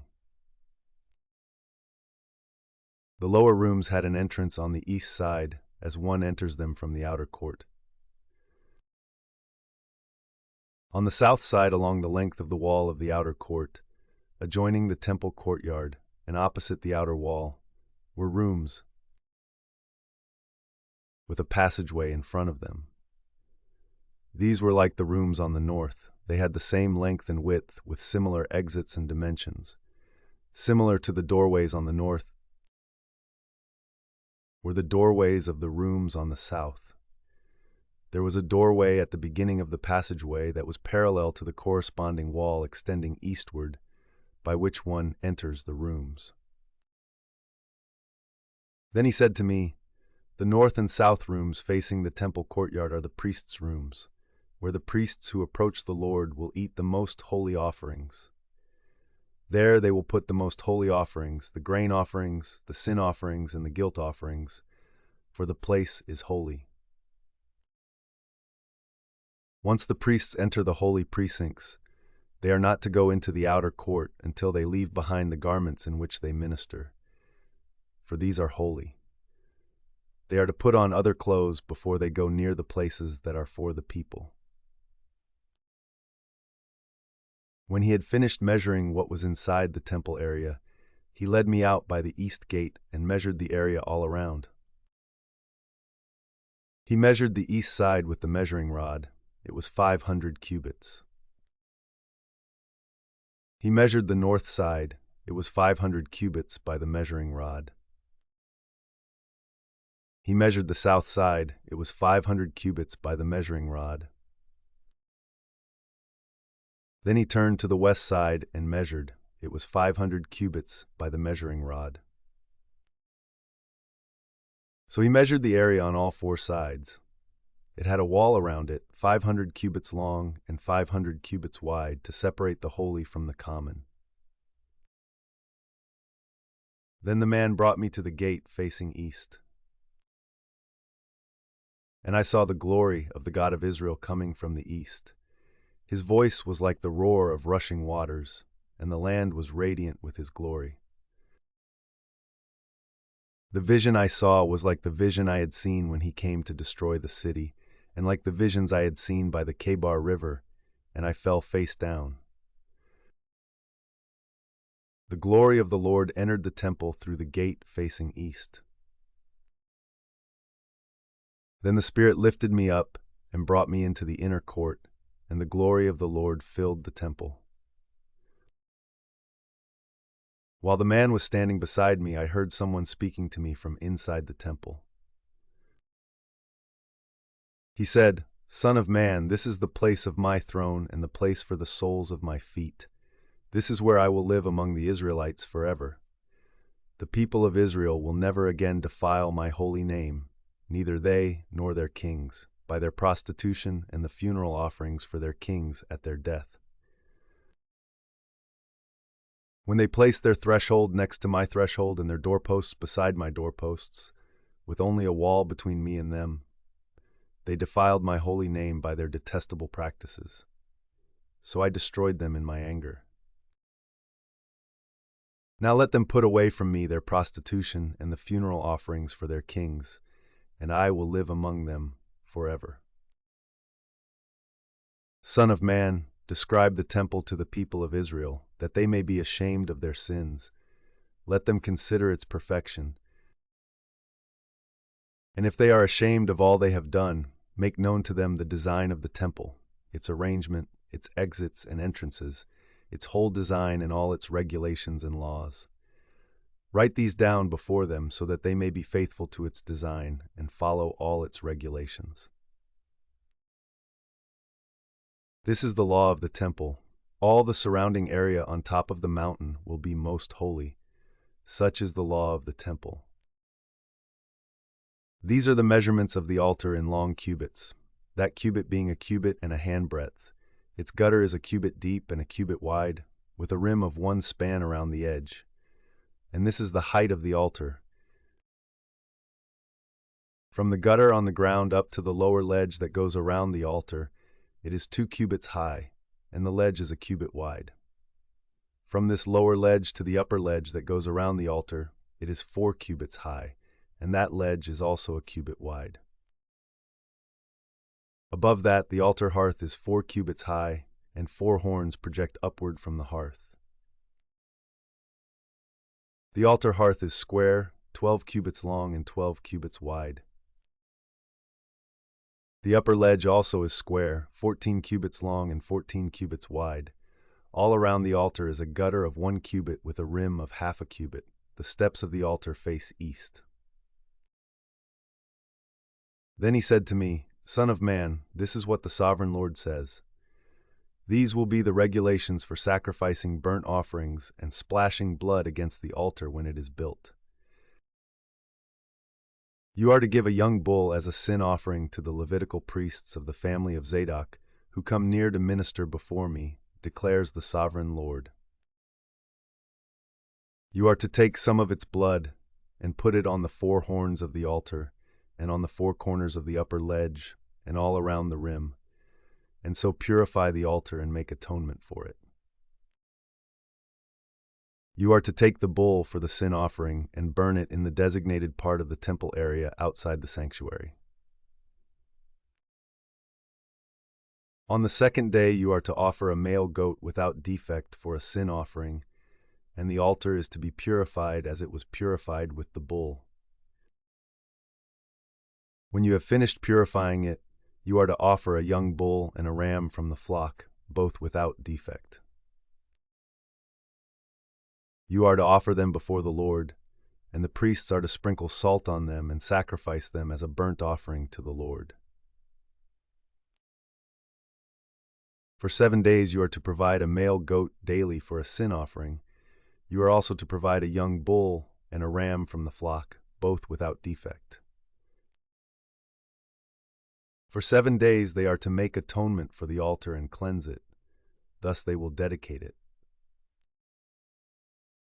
At the end of these days, from the 8th day on, the priests are to present your burnt offerings and fellowship offerings on the altar. Then I will accept you, declares the sovereign Lord. Then the man brought me back to the outer gate of the sanctuary, the one facing east, and it was shut. The Lord said to me, This gate is to remain shut. It must not be opened. No one may enter through it. It is to remain shut because the Lord, the God of Israel, has entered through it. The prince himself is the only one who may sit inside the gateway to eat in the presence of the Lord. He is to enter by way of the portico of the gateway and go out the same way. Then the man brought me by way of the north gate to the front of the temple. I looked and saw the glory of the Lord filling the temple of the Lord, and I fell face down. The Lord said to me, Son of man, look carefully, listen closely, and give attention to everything I tell you concerning all the regulations and instructions regarding the temple of the Lord. Give attention to the entrance to the temple and all the exits of the sanctuary.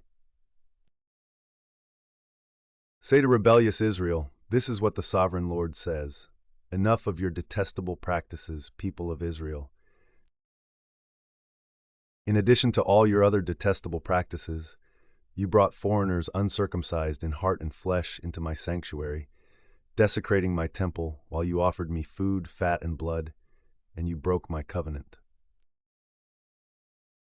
Instead of carrying out your duty in regard to my holy things, you put others in charge of my sanctuary. This is what the sovereign Lord says. No foreigner uncircumcised in heart and flesh is to enter my sanctuary, not even the foreigners who live among the Israelites. The Levites who went far from me when Israel went astray, and who wandered from me after their idols, must bear the consequences of their sin. They may serve in my sanctuary, having charge of the gates of the temple and serving in it. They may slaughter the burnt offerings and sacrifices for the people and stand before the people and serve them. But because they served them in the presence of their idols and made the people of Israel fall into sin, therefore I have sworn with uplifted hand that they must bear the consequences of their sin, declares the sovereign Lord. They are not to come near to serve me as priests or come near any of my holy things or my most holy offerings. They must bear the shame of their detestable practices. And I will appoint them to guard the temple for all the work that is to be done in it. But the Levitical priests, who are descendants of Zadok and who guarded my sanctuary when the Israelites went astray from me, are to come near to minister before me. They are to stand before me to offer sacrifices of fat and blood, declares the sovereign Lord. They alone are to enter my sanctuary. They alone are to come near my table to minister before me and serve me as guards. When they enter the gates of the inner court, they are to wear linen clothes. They must not wear any woolen garment while ministering at the gates of the inner court or inside the temple. They are to wear linen turbans on their heads and linen undergarments around their waists. They must not wear anything that makes them perspire. When they go out into the outer court, where the people are, they are to take off the clothes they have been ministering in, and are to leave them in the sacred rooms and put on other clothes, so that the people are not consecrated through contact with their garments. They must not shave their heads or let their hair grow long, but they are to keep the hair of their heads trimmed. No priest is to drink wine when he enters the inner court. They must not marry widows or divorced women. They may marry only virgins of Israelite descent or widows of priests. They are to teach my people the difference between the holy and the common, and show them how to distinguish between the unclean and the clean. In any dispute, the priests are to serve as judges and decide it according to my ordinances. They are to keep my laws and my decrees for all my appointed festivals, and they are to keep my Sabbaths holy. A priest must not defile himself by going near a dead person. However, if the dead person was his father or mother, son or daughter, brother or unmarried sister, then he may defile himself. After he is cleansed, he must wait 7 days. On the day he goes into the inner court of the sanctuary to minister in the sanctuary, he is to offer a sin offering for himself, declares the sovereign Lord. I am to be the only inheritance the priests have. You are to give them no possession in Israel. I will be their possession. They will eat the grain offerings, the sin offerings, and the guilt offerings, and everything in Israel devoted to the Lord will belong to them. The best of all the firstfruits and of all your special gifts will belong to the priests. You are to give them the first portion of your ground meal, so that a blessing may rest on your household. The priests must not eat anything, whether bird or animal, found dead or torn by wild animals. When you allot the land as an inheritance, you are to present to the Lord a portion of the land as a sacred district, 25,000 cubits long and 20,000 cubits wide. The entire area will be holy. Of this, a section 500 cubits square is to be for the sanctuary, with 50 cubits around it for open land. In the sacred district, measure off a section 25,000 cubits long and 10,000 cubits wide. In it will be the sanctuary, the most holy place. It will be the sacred portion of the land for the priests, who minister in the sanctuary and who draw near to minister before the Lord. It will be a place for their houses as well as a holy place for the sanctuary. An area 25,000 cubits long and 10,000 cubits wide will belong to the Levites, who serve in the temple as their possession for towns to live in. You are to give the city as its property an area 5,000 cubits wide and 25,000 cubits long, adjoining the sacred portion. It will belong to all Israel. The prince will have the land bordering each side of the area formed by the sacred district and the property of the city. It will extend westward from the west side and eastward from the east side, running lengthwise from the western to the eastern border, parallel to one of the tribal portions. This land will be his possession in Israel. And my princes will no longer oppress my people, but will allow the people of Israel to possess the land according to their tribes. This is what the sovereign Lord says. You have gone far enough, princes of Israel. Give up your violence and oppression and do what is just and right. Stop dispossessing my people, declares the sovereign Lord. You are to use accurate scales, an accurate ephah, and an accurate bath. The ephah and the bath are to be the same size, the bath containing 1/10 of a homer, and the ephah 1/10 of a homer. The homer is to be the standard measure for both. The shekel is to consist of 20 gerahs. 20 shekels plus 25 shekels plus 15 shekels equal 1 mina. This is the special gift you are to offer, 1/6 of an ephah from each homer of wheat and 1/6 of an ephah from each homer of barley. The prescribed portion of olive oil, measured by the bath, is 1/10 of a bath from each core, which consists of 10 baths or 1 homer, for 10 baths are equivalent to a homer. Also, 1 sheep is to be taken from every flock of 200 from the well-watered pastures of Israel. These will be used for the grain offerings, burnt offerings, and fellowship offerings to make atonement for the people, declares the sovereign Lord. All the people of the land will be required to give this special offering to the prince in Israel. It will be the duty of the prince to provide the burnt offerings, grain offerings, and drink offerings at the festivals, the new moons, and the Sabbaths, at all the appointed festivals of Israel. He will provide the sin offerings, grain offerings, burnt offerings, and fellowship offerings to make atonement for the Israelites. This is what the sovereign Lord says. In the first month, on the first day, you are to take a young bull without defect and purify the sanctuary. The priest is to take some of the blood of the sin offering and put it on the doorposts of the temple, on the 4 corners of the upper ledge of the altar, and on the gateposts of the inner court. You are to do the same on the 7th day of the month for anyone who sins unintentionally or through ignorance, so you are to make atonement for the temple. In the first month on the 14th day, you are to observe the Passover, a festival lasting 7 days, during which you shall eat bread made without yeast.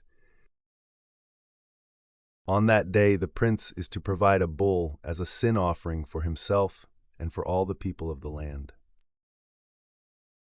Every day during the 7 days of the festival, he is to provide 7 bulls and 7 rams without defect as a burnt offering to the Lord, and a male goat for a sin offering. He is to provide as a grain offering an ephah for each bull and an ephah for each ram, along with a hin of olive oil for each ephah. During the 7 days of the festival, which begins in the 7th month on the 15th day, he is to make the same provision for sin offerings, burnt offerings, grain offerings, and oil. This is what the sovereign Lord says. The gate of the inner court facing east is to be shut on the 6 working days, but on the Sabbath day and on the day of the new moon it is to be opened. The prince is to enter from the outside through the portico of the gateway and stand by the gatepost. The priests are to sacrifice his burnt offering and his fellowship offerings. He is to bow down in worship at the threshold of the gateway and then go out, but the gate will not be shut until evening. On the Sabbaths and new moons, the people of the land are to worship in the presence of the Lord at the entrance of that gateway. The burnt offering the prince brings to the Lord on the Sabbath day is to be 6 male lambs and a ram, all without defect.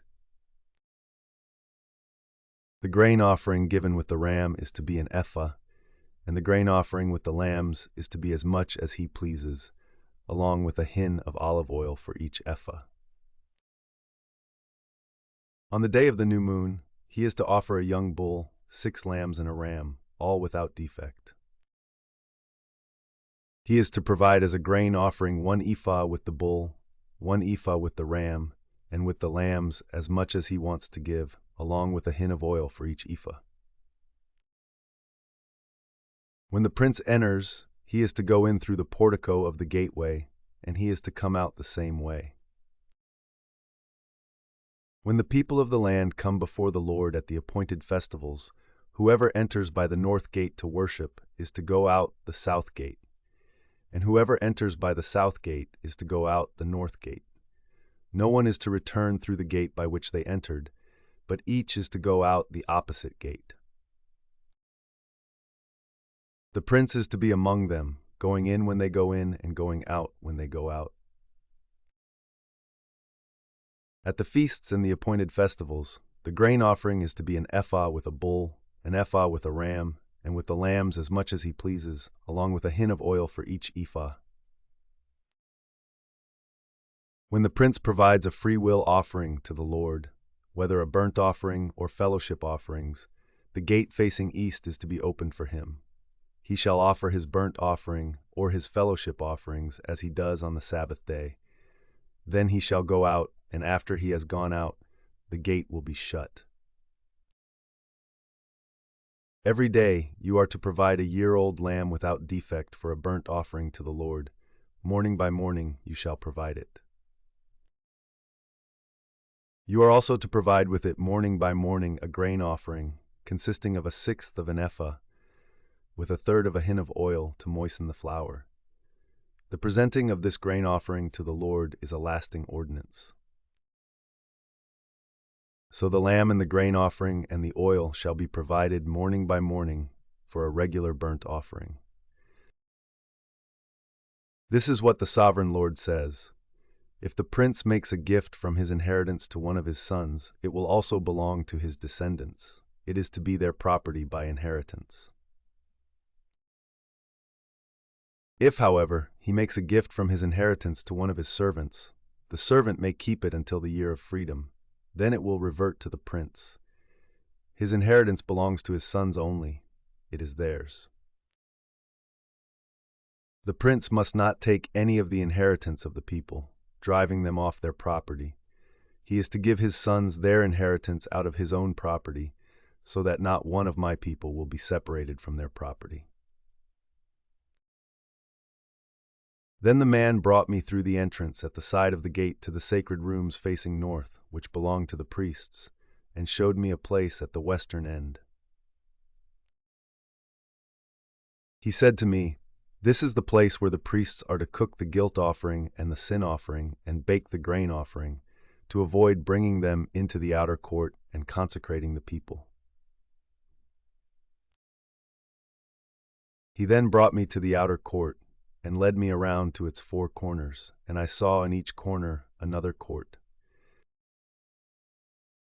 In the 4 corners of the outer court were enclosed courts, 40 cubits long and 30 cubits wide. Each of the courts in the 4 corners was the same size. Around the inside of each of the 4 courts was a ledge of stone, with places for fire built all around under the ledge. He said to me, "These are the kitchens where those who minister at the temple are to cook the sacrifices of the people." The man brought me back to the entrance to the temple, and I saw water coming out from under the threshold of the temple toward the east, for the temple faced east. The water was coming down from under the south side of the temple, south of the altar. He then brought me out through the north gate and led me around the outside to the outer gate facing east, and the water was trickling from the south side.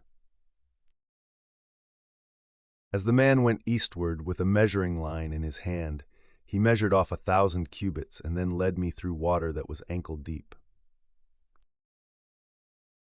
He measured off another 1,000 cubits and led me through water that was knee deep. He measured off another 1,000 and led me through water that was up to the waist. He measured off another 1,000, but now it was a river that I could not cross, because the water had risen and was deep enough to swim in, a river that no one could cross. He asked me, "Son of man, do you see this?" Then he led me back to the bank of the river. When I arrived there, I saw a great number of trees on each side of the river. He said to me, "This water flows toward the eastern region and goes down into the Arabah, where it enters the Dead Sea. When it empties into the sea, the salty water there becomes fresh. Swarms of living creatures will live wherever the river flows. There will be large numbers of fish, because this water flows there and makes the salt water fresh. So where the river flows, everything will live. Fishermen will stand along the shore. From En-Gedi to En-Eglaim, there will be places for spreading nets. The fish will be of many kinds, like the fish of the Mediterranean Sea.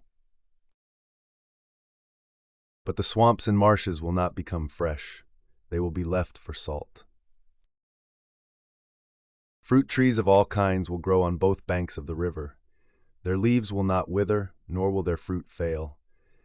Every month they will bear fruit, because the water from the sanctuary flows to them. Their fruit will serve for food, and their leaves for healing. This is what the Sovereign Lord says. These are the boundaries of the land that you will divide among the 12 tribes of Israel as their inheritance, with 2 portions for Joseph. You are to divide it equally among them. Because I swore with uplifted hand to give it to your ancestors, this land will become your inheritance. This is to be the boundary of the land. On the north side it will run from the Mediterranean Sea by the Hethlon road past Lebo Hamath to Zedad, Berotha, and Sibraim, which lies on the border between Damascus and Hamath, as far as Hazar Hatticon, which is on the border of Horon.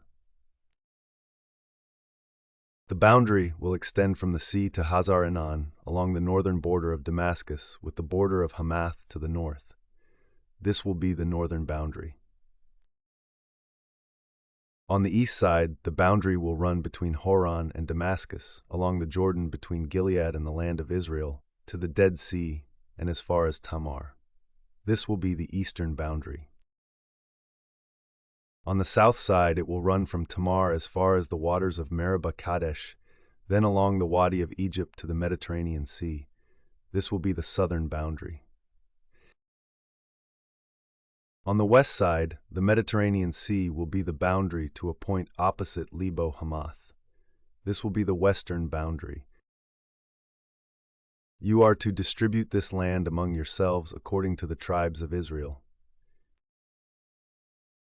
You are to allot it as an inheritance for yourselves and for the foreigners residing among you and who have children.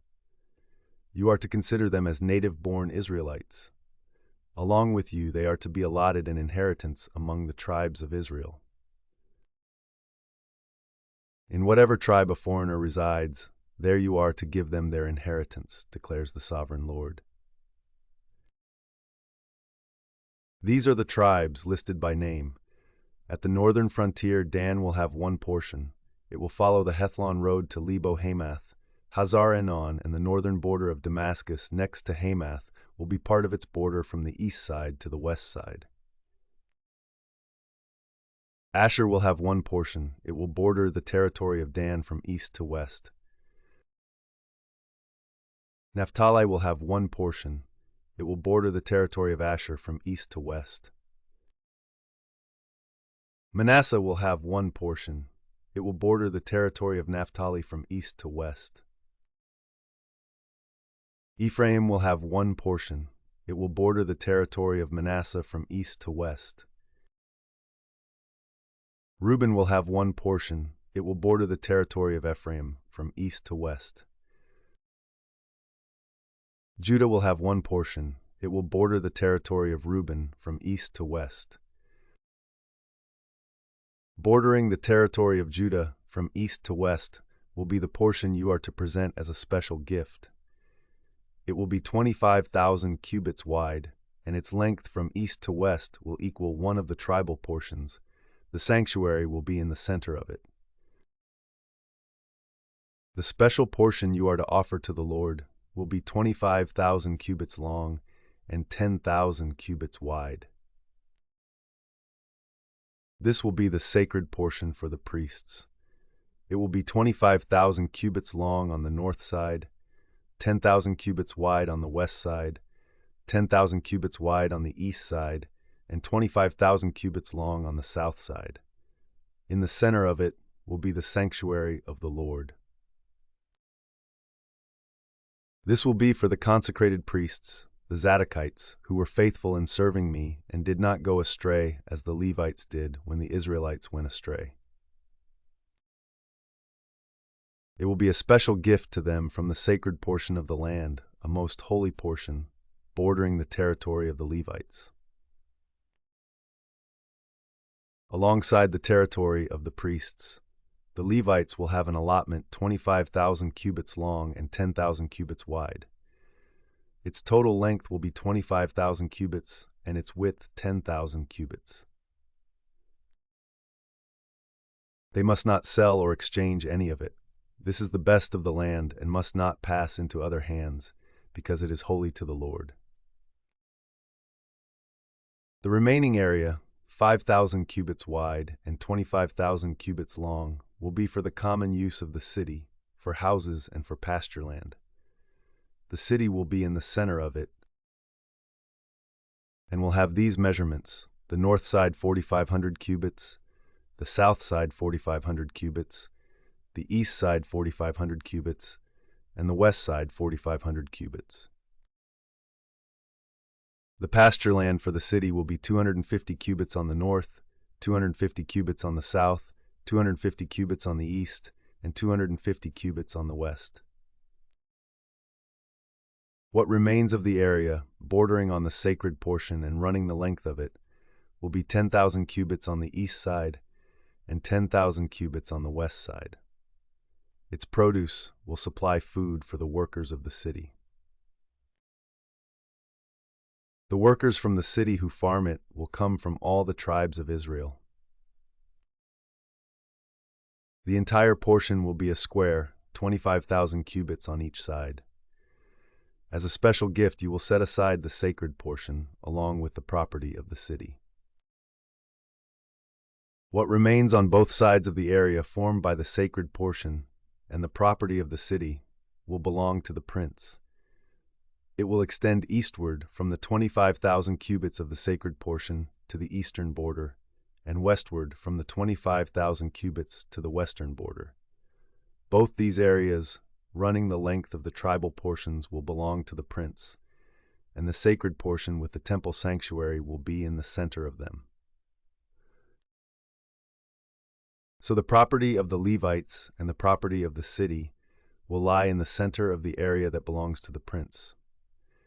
The area belonging to the prince will lie between the border of Judah and the border of Benjamin.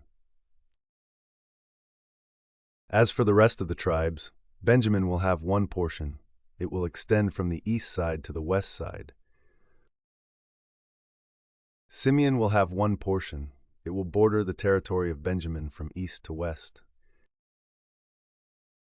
Issachar will have one portion. It will border the territory of Simeon from east to west. Zebulun will have one portion. It will border the territory of Issachar from east to west.